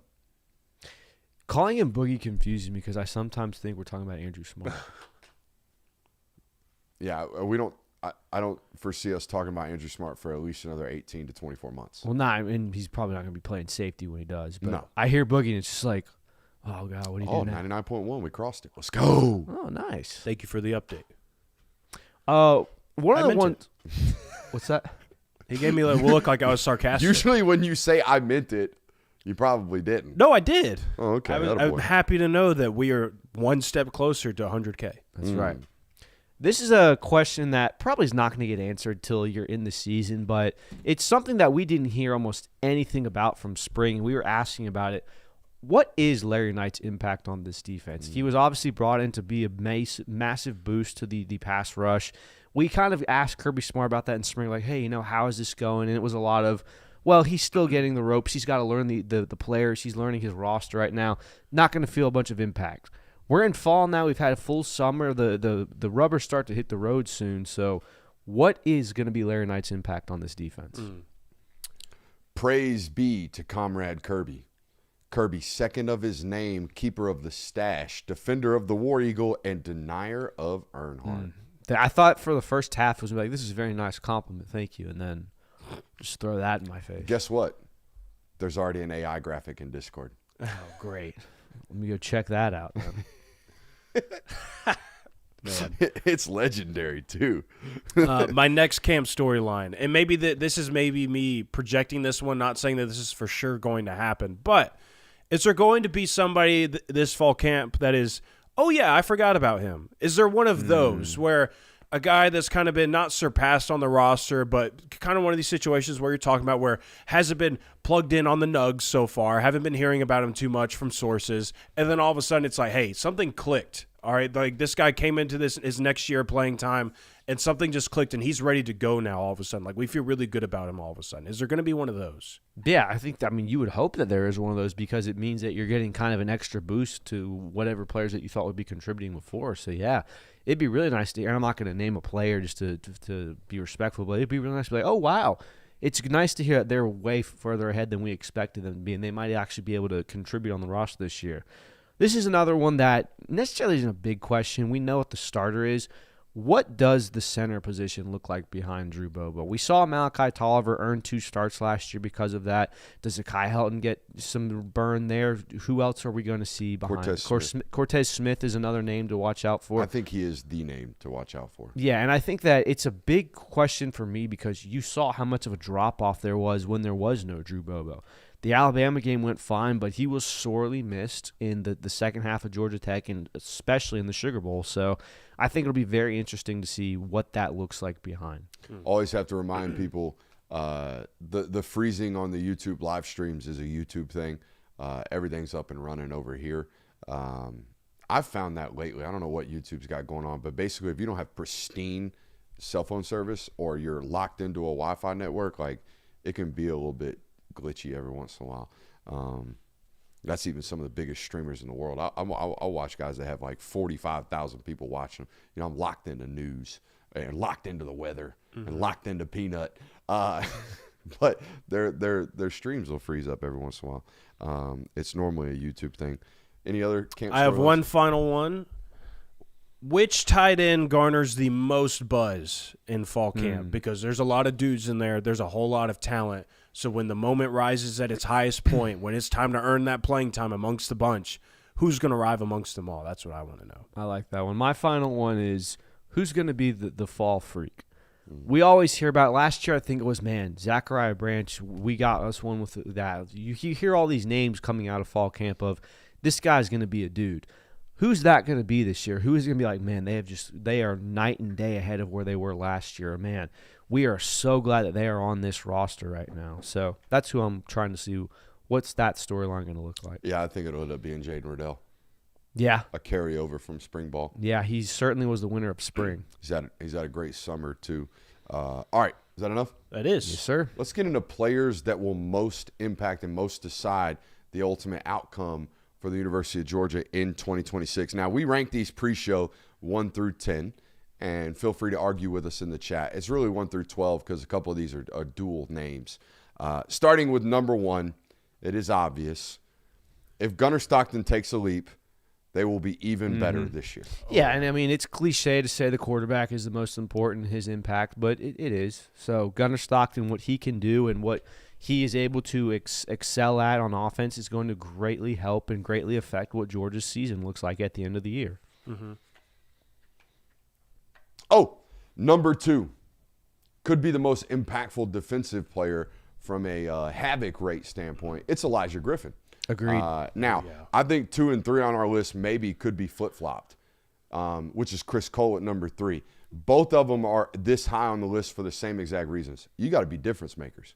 You got to be game wreckers at times, and I think both have an opportunity to do so. We put Elijah up front because the best way to get to the quarterback now is right through B-gap, right over the guards, over defensive tackles. Yeah, and go ahead. Sorry, I didn't mean to No, cut you you're off. fine. I mean, just pay it back, baby. Just pay it back. Give me back every once in a while. Interior pass rush and interior strength on the defensive side of the football is something that has, I'm not going to say been sorely lacking, but it doesn't look like it did when there were national championship seasons there. And I'm not saying it has to be that, but the ability to affect the pocket up the middle has been greatly missing from this defense. And if you can find a player that can supplement that and be a win now, wreck the play, that's going to do wonders for the secondary, for the rest of the defense as a whole. So, yeah, I think Elijah Griffin is the most important. Not enough likes on the stream, not enough likes on the stream, not enough likes on the stream. Well, and I think that it's proper to have Elijah Griffin, in my opinion, ahead of Chris Cole for this reason alone. Of we've seen Chris Cole in like a full capacity of him as a starter or like a major role, a major player on this team. It is now Elijah Griffin's turn to do that because I don't want to say it's his room, but that's what it should feel like this season. That's the expectation of Elijah Griffin this year. Is like that will be his room. The defensive line belongs to Elijah Griffin because he is that dominant. He is that much of a factor for them. So it's a heightened importance for me that he takes that next step, and it feels that way because if he's playing that way, then that means everybody else is going to be playing even better, in my opinion. Yeah, as I mean, well. he went from first off the bench last year to last off the field this year. Wow, yeah, definitely. Does that make sense? Makes perfect sense. I did it. But that was, I I wanted to think it was say it so valid bad. when you did it. But, yeah, I mean, Christian Miller played so many snaps last year. Xavier McLeod played so many snaps last year. McLeod's obviously back, but the 90's not coming up off the field. No. He still wears 90, right? I believe so, Been yeah. a lot of number changes this year. Too many. Too many. That's a get off my lawn take. That just stop changing numbers. guys. Stop it. I mean, Donnie switching numbers from 63 to 58. If you want to, Yeah, I didn't like that. Which, by the way, like, why weren't you in 58 last year? No one wore it. yeah, if you want to change numbers after freshman season, that's fine. If we get 2 to 3 years into our career and they're like, oh, the number I want is finally available, no, there should be a rule. Tough. Sorry. Suck it up. You know what? You should have to buy back some of your jersey sales like they do in the NFL. Now we're talking. Just crazy. kidding. We're pro player around here. Change numbers all you want. Just don't go from a dynamic 33 looking like a dog to wearing 3. 3 and a cowboy collar. Don't mix, Quintavious. And he did have a reason for it. I can't remember why. High school number, teammate in high school that passed away, wore 3. He started wearing 3. That's why he wears 3. So it's like, I can't fault that one, but damn, he looked good in 33. God, he looked good in 33. Oh, man, he looks so good. Hey, but that uni's going to be dirty. Yes, That it uni's is. going to be dirty. All right, number 4 on our list is a tandem. Should we talk about Chris Cole? I think we did. I think we kind of combined the two between Elijah and Chris, but we can kind of elaborate Got to more. be an Arvell Reese type football player this year for Georgia, I think. And then he's not going to be a traditional linebacker in the sense of like a C.J. Allen, but name a season where Georgia has had a really deep playoff run or compete for a national championship where they haven't had an elite linebacker. And I'm not saying Raylan Wilson can't be that. He certainly can. I think it might be a little unfair to expect that out of Justin Williams his first year starting. Chris Cole is one of these guys that might have to step up to like the Jalen Walker type position. Do you think teenage Raylan Wilson was running 2 miles in sub 13 minutes at 5 o'clock in the morning? I have no clue why. Because he was asked about like tough workouts at SEC Media Days, and he's like, "Oh, that started when I was a kid. My dad used to wake me and my brothers and sisters up at 5 o'clock in the morning, and we would have to go run 2 miles or run a mile, do 200 push-ups, 200 sit-ups, and then run another mile." And both miles had to be under 13 minutes total. A mile? Oh. 2 miles. He had to run 6.5-minute clips. Okay. That's moving. That's moving very fast. I believe it. I believe it. Why? I mean, why? I'm not going why to doubt the guy. I don't want no smoke. That's for damn sure.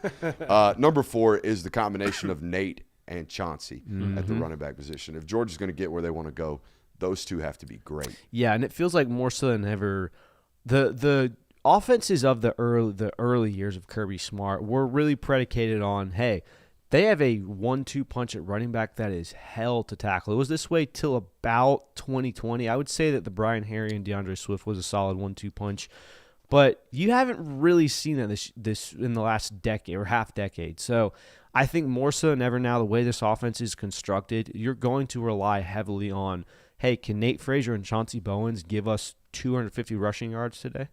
And can they do it at the same time? Yes. Like, can it be like a true 1-2 punch? Not to say that they haven't been that, but it's been hot hand. It has. It's been, hey, it's either Chauncey's day or it's Nate's day. What made those previous tandems in the running back room at Georgia, like dating all the way back to the 2010s, is both guys would be hot on the same day. It didn't matter who was coming in on the offense. It was – they might take it for 6 no matter who it is. Can Nate and Chauncey, like, what's the word I'm looking for? Can they feed off each other? Feed off of each other. That's a good way. That's a great way to put it. Can they do that to where it truly is a dangerous tandem? Yeah, and it's kind of unfortunate because last year felt very much like, hey, Chauncey's hurt right now, but Nate's great. Or Nate's dealing with a fumble issue right now, so we're going to give Chauncey the hot hand. There was never really a time where Chauncey's banged up, so now we got to feed Nate and Josh. Right. There was never really a time where it felt like Josh McCray and Nate Frazier were playing at their best at the same time, which if they are, that's going to be a scary running back room.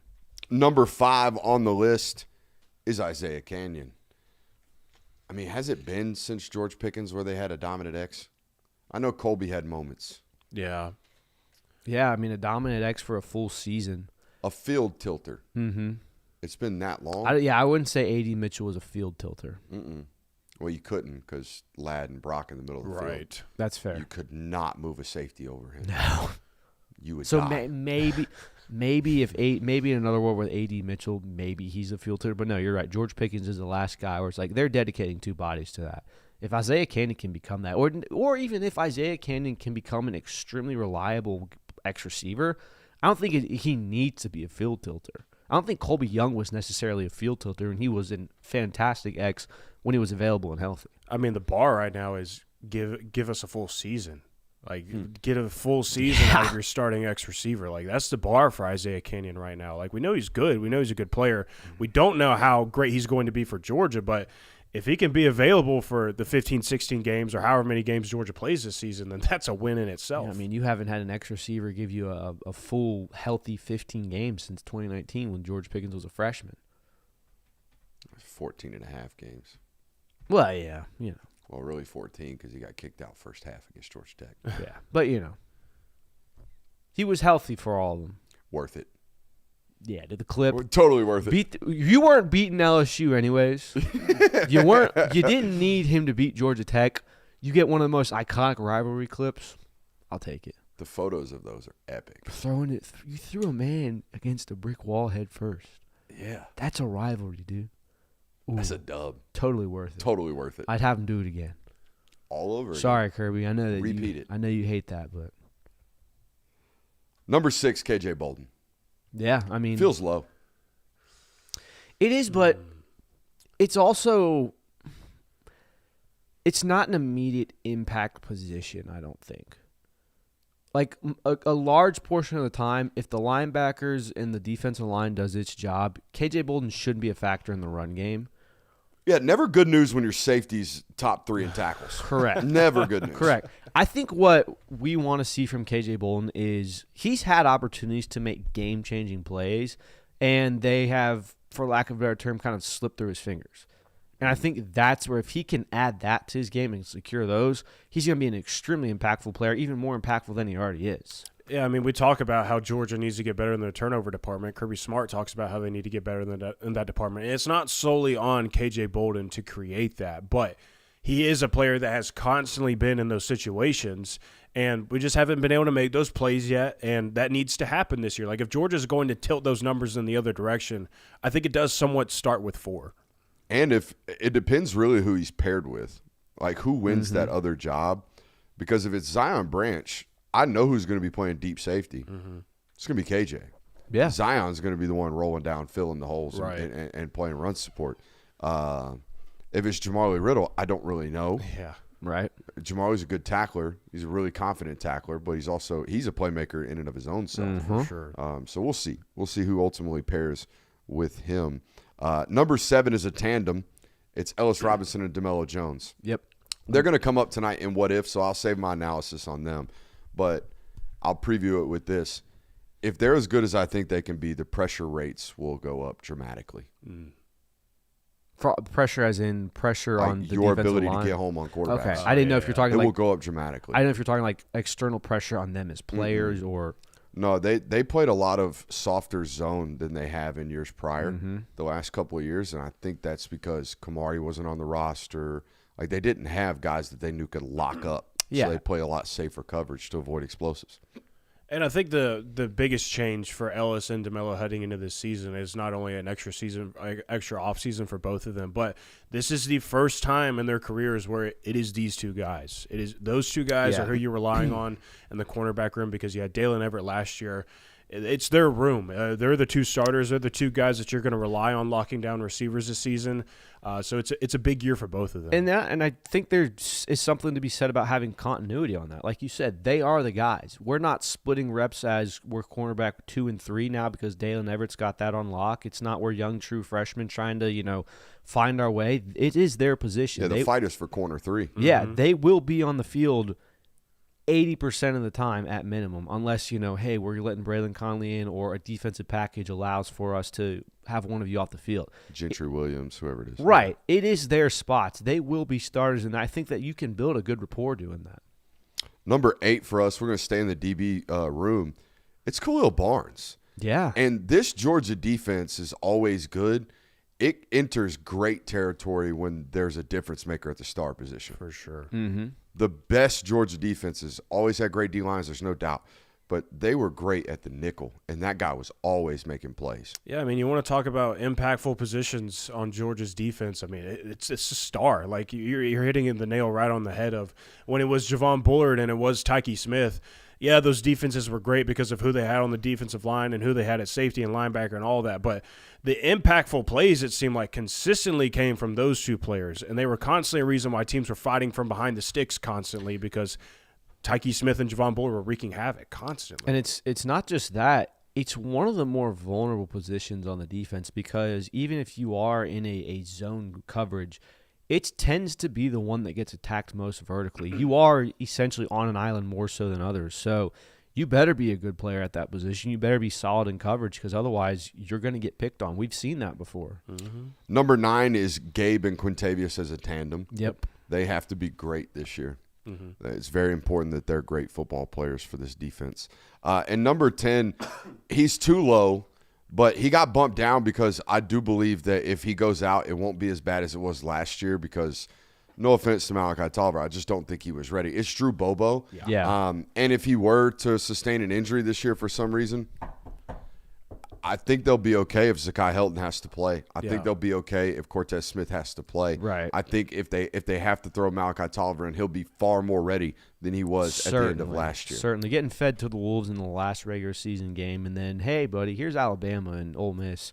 not a great way to start your career. So definitely, I do think Drew Bobo's ability to stay healthy and play all 15, 16, however many games is a massive impact to that offensive line, and that's why I think he deserves to be on. Well, and anytime you can alleviate anything off of Gunnar Stockton's shoulder as a quarterback, that's a great thing. And not that Gunnar Stockton isn't doing his own things at the offensive line or at the line of scrimmage pre-snap, but, I mean, it was very clear that Drew Bobo was a major helping hand in making sure that everybody was in the right spots and doing what they were supposed to, and it was felt when he wasn't on the field. Dude, when we're throwing the football, the idea that I don't have to concern myself with the box, I can just listen and I can survey the defense beyond that. Yeah.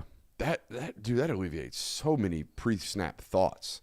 How many seconds would you say that saves you from a it cost Carson Beck 10 seconds pre-snap. Yeah. Mm-hmm. I mean, the amount of times Carson had to walk to the line of scrimmage and fix stuff would blow your mind. I mean, to the point where Georgia fans got annoyed with it. Yeah. Like they thought he was just wasting time. I remember he was that. correcting things. Yeah. He had to go up there and fix stuff. I remember that in 2024 of like, boy, he's checking a lot right now. Yeah, he had to fix a lot of Mike IDs. Mm-hmm. And that causes a lot of time, and it takes our eyes down. Yeah. It could have led into some of the interceptions, some of the unmistakable, like you can't do that type of interceptions he threw that year. So, no, it fixes a lot of things. All right. Coach, if you're listening, which you claimed to not in our interview, if you're listening, look away. If you're another coach, pay attention.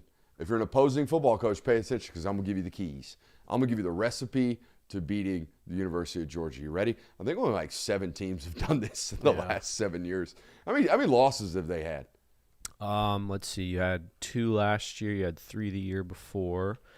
You had 1. So that's 5 in the last 3 years. Not a lot. 6. Not a lot. So here it is. The recipe. You ready? 3, 2, 1, and 6. Oh, yeah, my bad. Bad math. Quick math. You got to have a great opening script. And I know this sounds like cliche or Check whatever. that one off. Like most people have checked this off. But you got to have a great opening script, and here's why. Not a lot of teams come from behind on Georgia. All right, if you're down multiple touchdowns in anywhere into the second or third quarter, you might as well pack it in, Bubba. You're not winning that football game. I think we looked it up today. The only team to come back from a multiple score deficit in the second half in the last 3 years is Ole Miss. It was Ole Miss. They were down by 9 at the start of the second half, and they won that game by 5 points, but it may as well have been 3. A last-second go-ahead field goal. Yeah, so you got to get on top of these guys and hope to hold on. That's about all you can do, and it requires a lot of work pre the game to make sure you're off to a hot start and maintaining that start well into halftime. The second bullet point, quarterback's got to play lights out. Quarterback has got to play beyond his life. Unless you're Riley Leonard in Notre Dame and you got a great defense and you win on special teams. Or it's Jackson Dart and it's muddy and the defense is just putting Georgia in a box. Yeah, you got to have Walter Nolan. That's what you got to have. What an ugly game. Yeah, that was an ugly game. That was tough to watch. Really tough to watch on film. The first play of that football game, Jared Wilson gets his soul taken. But yeah, you got to have a lights out performance from the quarterback position most of the time. You also have to shut down Georgia's run game and make them play in a bunch of 3rd and longs. Yep.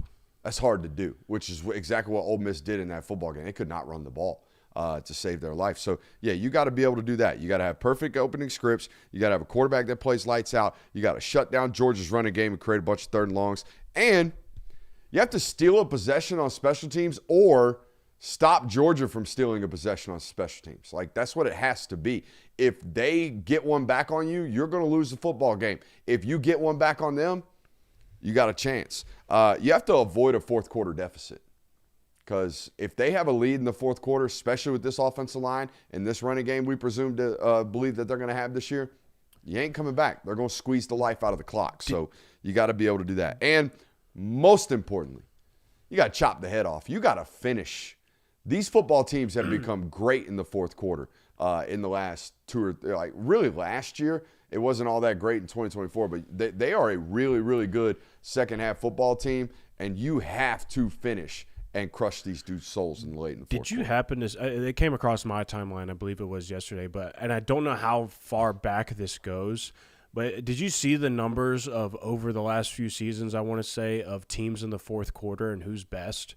So it's one of those charts where it's, like there's 4 quadrants and there's basically Georgia's way over here in the really good category, and majority of teams are hovering around the middle. Basically, Georgia has been better by a wide margin than anybody else in the sport when it comes to closing in the fourth quarter. They're really good at it. A couple of things, I kind of had the same answers that you did.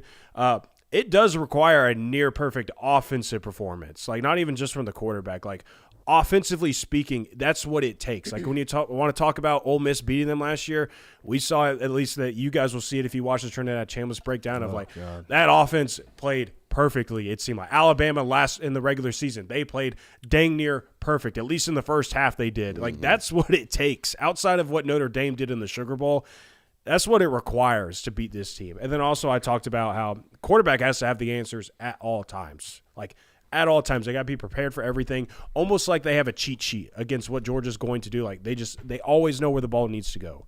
Yeah, I think that going off of what I've seen the last 2 seasons, and because of the opening scripts have been so good, it feels like the running joke is, Georgia's down 7-0, the game can begin. You have to kind of put Georgia in a situation where they are forced to win with explosives. They feel like they have to get explosives where you are able to load up the box. This also hinges on you being able to man up and lock down their wide receivers, and it doesn't help when they have win now guys like Brock Bowers and Zachariah Branch.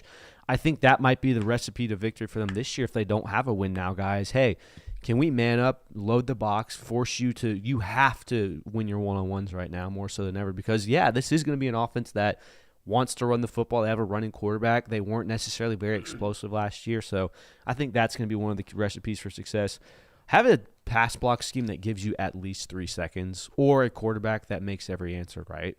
I think back to C.J. Stroud. C.J. Stroud didn't have tons of time, but C.J. Stroud also wasn't someone where I was like, man, they just can't tackle this guy. He just had answers so quickly because of what they had in the back end, but I think that's another thing that you have to do. And the other one I have is his ability to extend plays in that game was incredible. Go ahead, my bad. Final one is have a running game that at the very least commands a 6 body, and that's very rare. Georgia loves playing 5 in the box and stopping the run, but if you can force them to walk someone down or maybe shift into a base defense 4-3, you have a really good chance of getting some explosives on them. You want to play some What If Wednesday? Yes. Ooh, yeah, let's do it. So we think Ellis and DeMello are going to be really good this year, right? Yeah. Here's my question to you guys. What game last year do you think they created the most havoc on quarterbacks? Probably the SEC championship. Right? That's where I would go. And that was the game, in my opinion. They played more man-to-man coverage than they did all year. Oh, yeah. Yeah, they just let him out and play. Yeah, just rolled out there and said, we can cover you, and we're going to get in your face, and we're going to send 5 on every single down, and we're going to get home. If Ellis and DeMello can strap like we think they can, and Khalil Barnes can play well in the nickel, and the safety help is really, really good, like that will solve a lot of these havoc stats that we constantly see on the internet. Like I think most of that, obviously they shut down the run game, but guys, Alabama was anemic in the run game all year last year. Like they were really bad to close the season, but they were awful all year. The reason they got home at such a high rate was because there was no free access throws. There was no, they're playing quarters. Let's just hit this hitch right now. They're playing cover 2. Let's hit that cover 2 hole throw right now. Let's just get these answers right now. They didn't have that in that SEC championship game because Georgia was locking stuff down.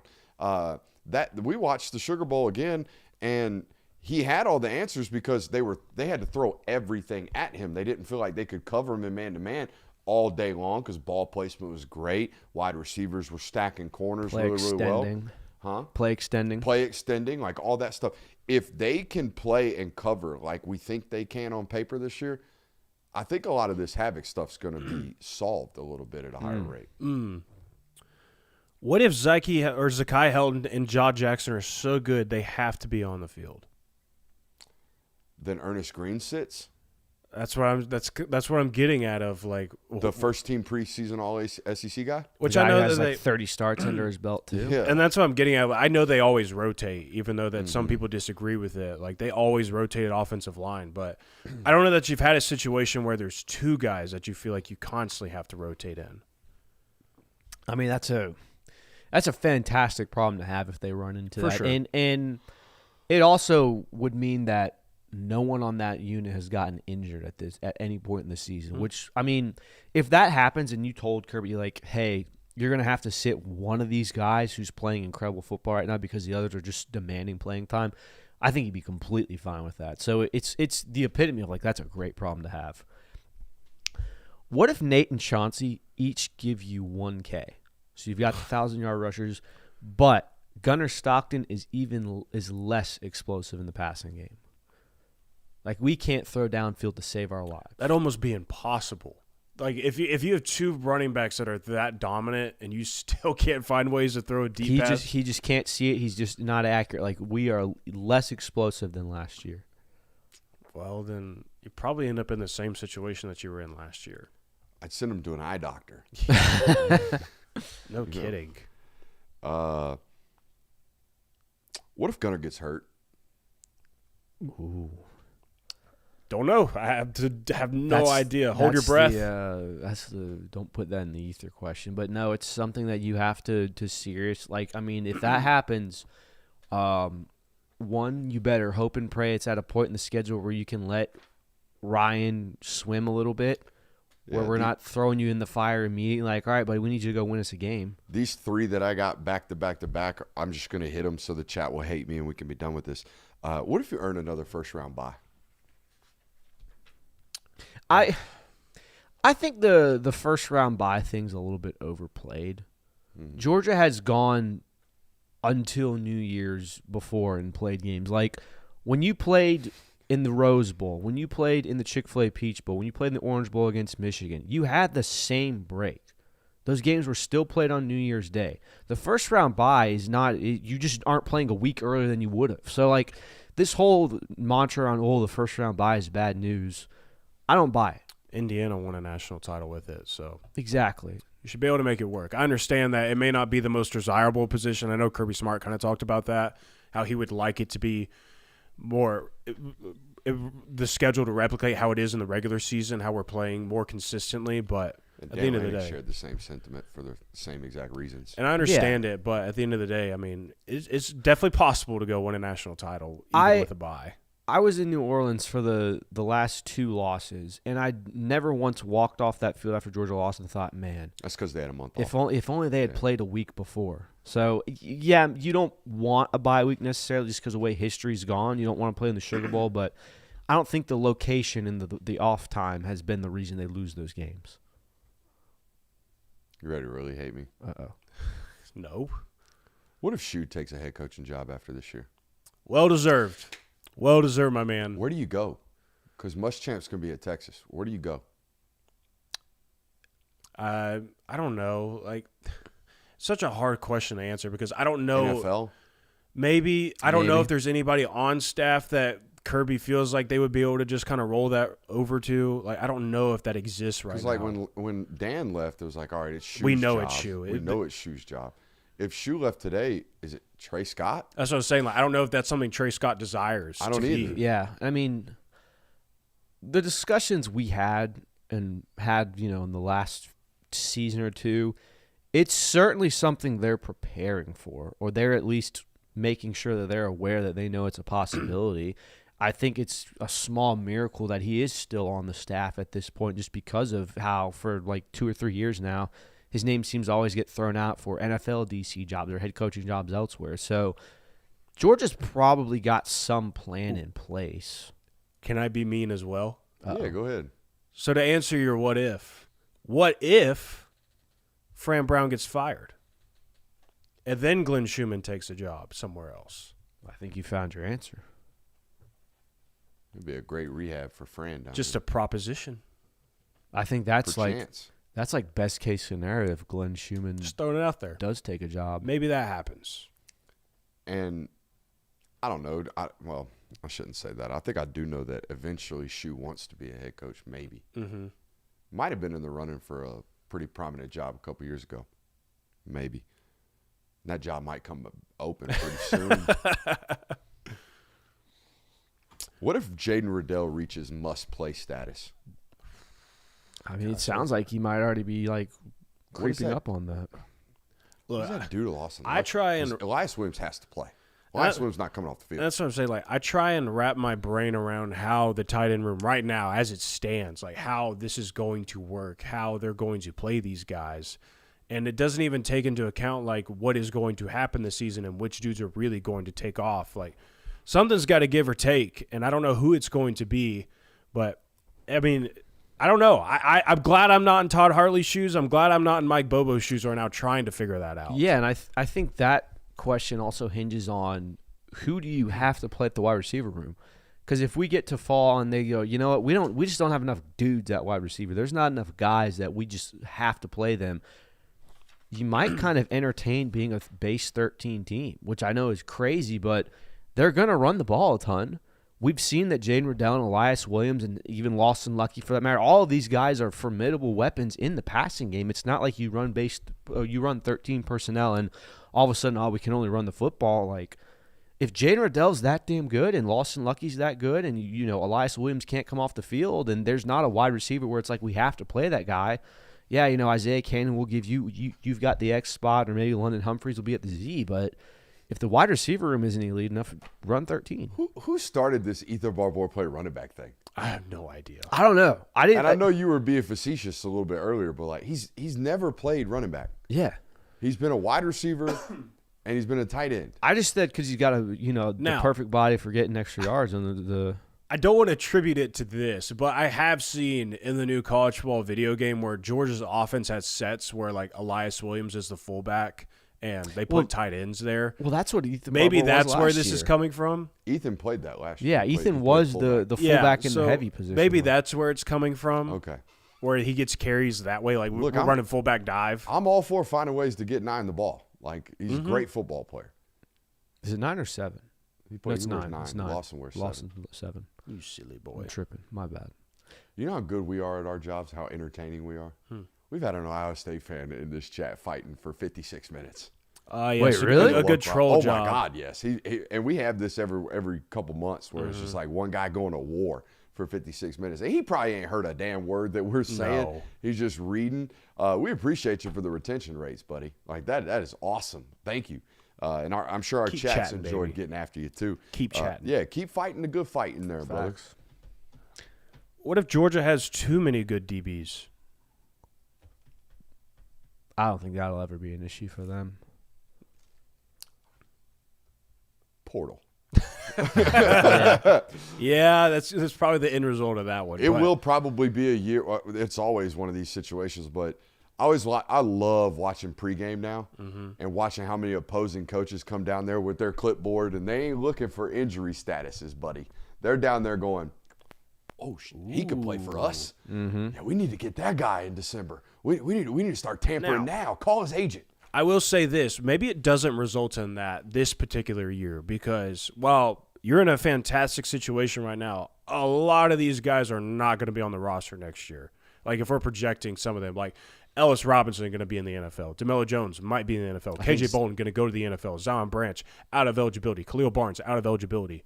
There's a whole lot of spots opening up next year. So maybe hold off on the portal right now. You're losing essentially your entire defensive backfield. Yeah. Which, be ready for that. Like, that's I mean, you better hope and pray like someone like DeMello decides to stick around 1 year, because all those guys are draft eligible and all of them are likely going to play NFL level football this year. So, I mean, I don't think you're going to have an issue of too many good DBs. No, it's never a bad thing. Yeah, I've got 2 more. What if both Ryans absolutely light it up when they get the chance in the first few games of the season? Because let's not beat around the bush. They're going to have the 2s in at some point in the first 2, maybe 3 weeks of the game. It's just disrespectful. I don't want to disrespect opponents, but It's disrespectful. I don't think Georgia's going to beat Tennessee State by anything less than 20 points. So Isn't the line minus 45 or something like that? yeah, which Don't you dare take the over. yeah, I was saying, don't you don't dare take Georgia on that. Come on, guys. But no, what if both Ryans look like the guy? Good news. I was gonna say I don't think it's a problem if that happens. Yeah, I mean, well, that'd be a good answer of if you're still in the middle of the season and you still don't know who QB2 is just because they both are playing so good. That's a great answer for that. They're not just fighting for QB2. Well, they're fighting for the job next year. Well, they're fighting for making sure they don't go to the portal and buy somebody. Oh, that's fair, too. That's what they're fighting for. Because we know the situation. Like, if they go out and get a big-time quarterback out of the portal, that guy's starting. There ain't no debate. There's going to be a battle. We're going to see. No. You basically nowadays have to promise that job to whoever you're buying out of the portal to get him to come to your program. So that's a major thing that they got to figure out from today until January 1st. They have to know that the next guy is the future. So because that's such an issue, and I don't know, maybe we would have seen that in 2024, but they just didn't beat enough teams to merit them putting Gunner in. But do we see even more backup reps? Like, we've always talked about how, like, the backups need to be ready for – I didn't feel like Ryan Puglisi got tons of burn last year. And Georgia was up in a fair amount of games. Do we see, like, hey, second half, Gunner, you're on the bench, buddy. We need to get these guys up and going because you're gone next year. Does that happen? One more time, I was reading chat. Do they just give the twos even more burn? I don't know. Like, you can't manufacture those. You have That's to true. earn those. And the last couple of years, I don't think they did a good enough job of, especially in 24. No. They did not do a good enough No. job of handling business against teams that had no business being on the field with them. Not at all. Should have took too long against UMass. Yeah. Couldn't stop the run against them. No, they could not. I mean, it took too long against the lesser thans in the conference, too. Yes. And that's where a lot of Carson's burn came from in 23. Yeah. Where it's like, dude, we're beating the hell out of Kentucky. Go ahead and get you some reps. Yeah, in 22, yeah. Yeah, like that has to happen this year because we know what it is, a 9-conference game schedule. Like, you've got to earn the right to get the twos in. And there's no – Kirby always talks about it, but there's no foregone conclusion that you're going to get those. So those have to be earned. But you're right. I hope it happens quite often just so we can – they need it. They need to see what the future is, or else they're going to have to get into that glory collective and go get them one out of the portal in January. Hey, hope you enjoyed it. Hope you hit that thumbs up button on your way out. Hope you are back with us again tomorrow at 8 o'clock as we kick off our last show, Best Show. Love you. See you later.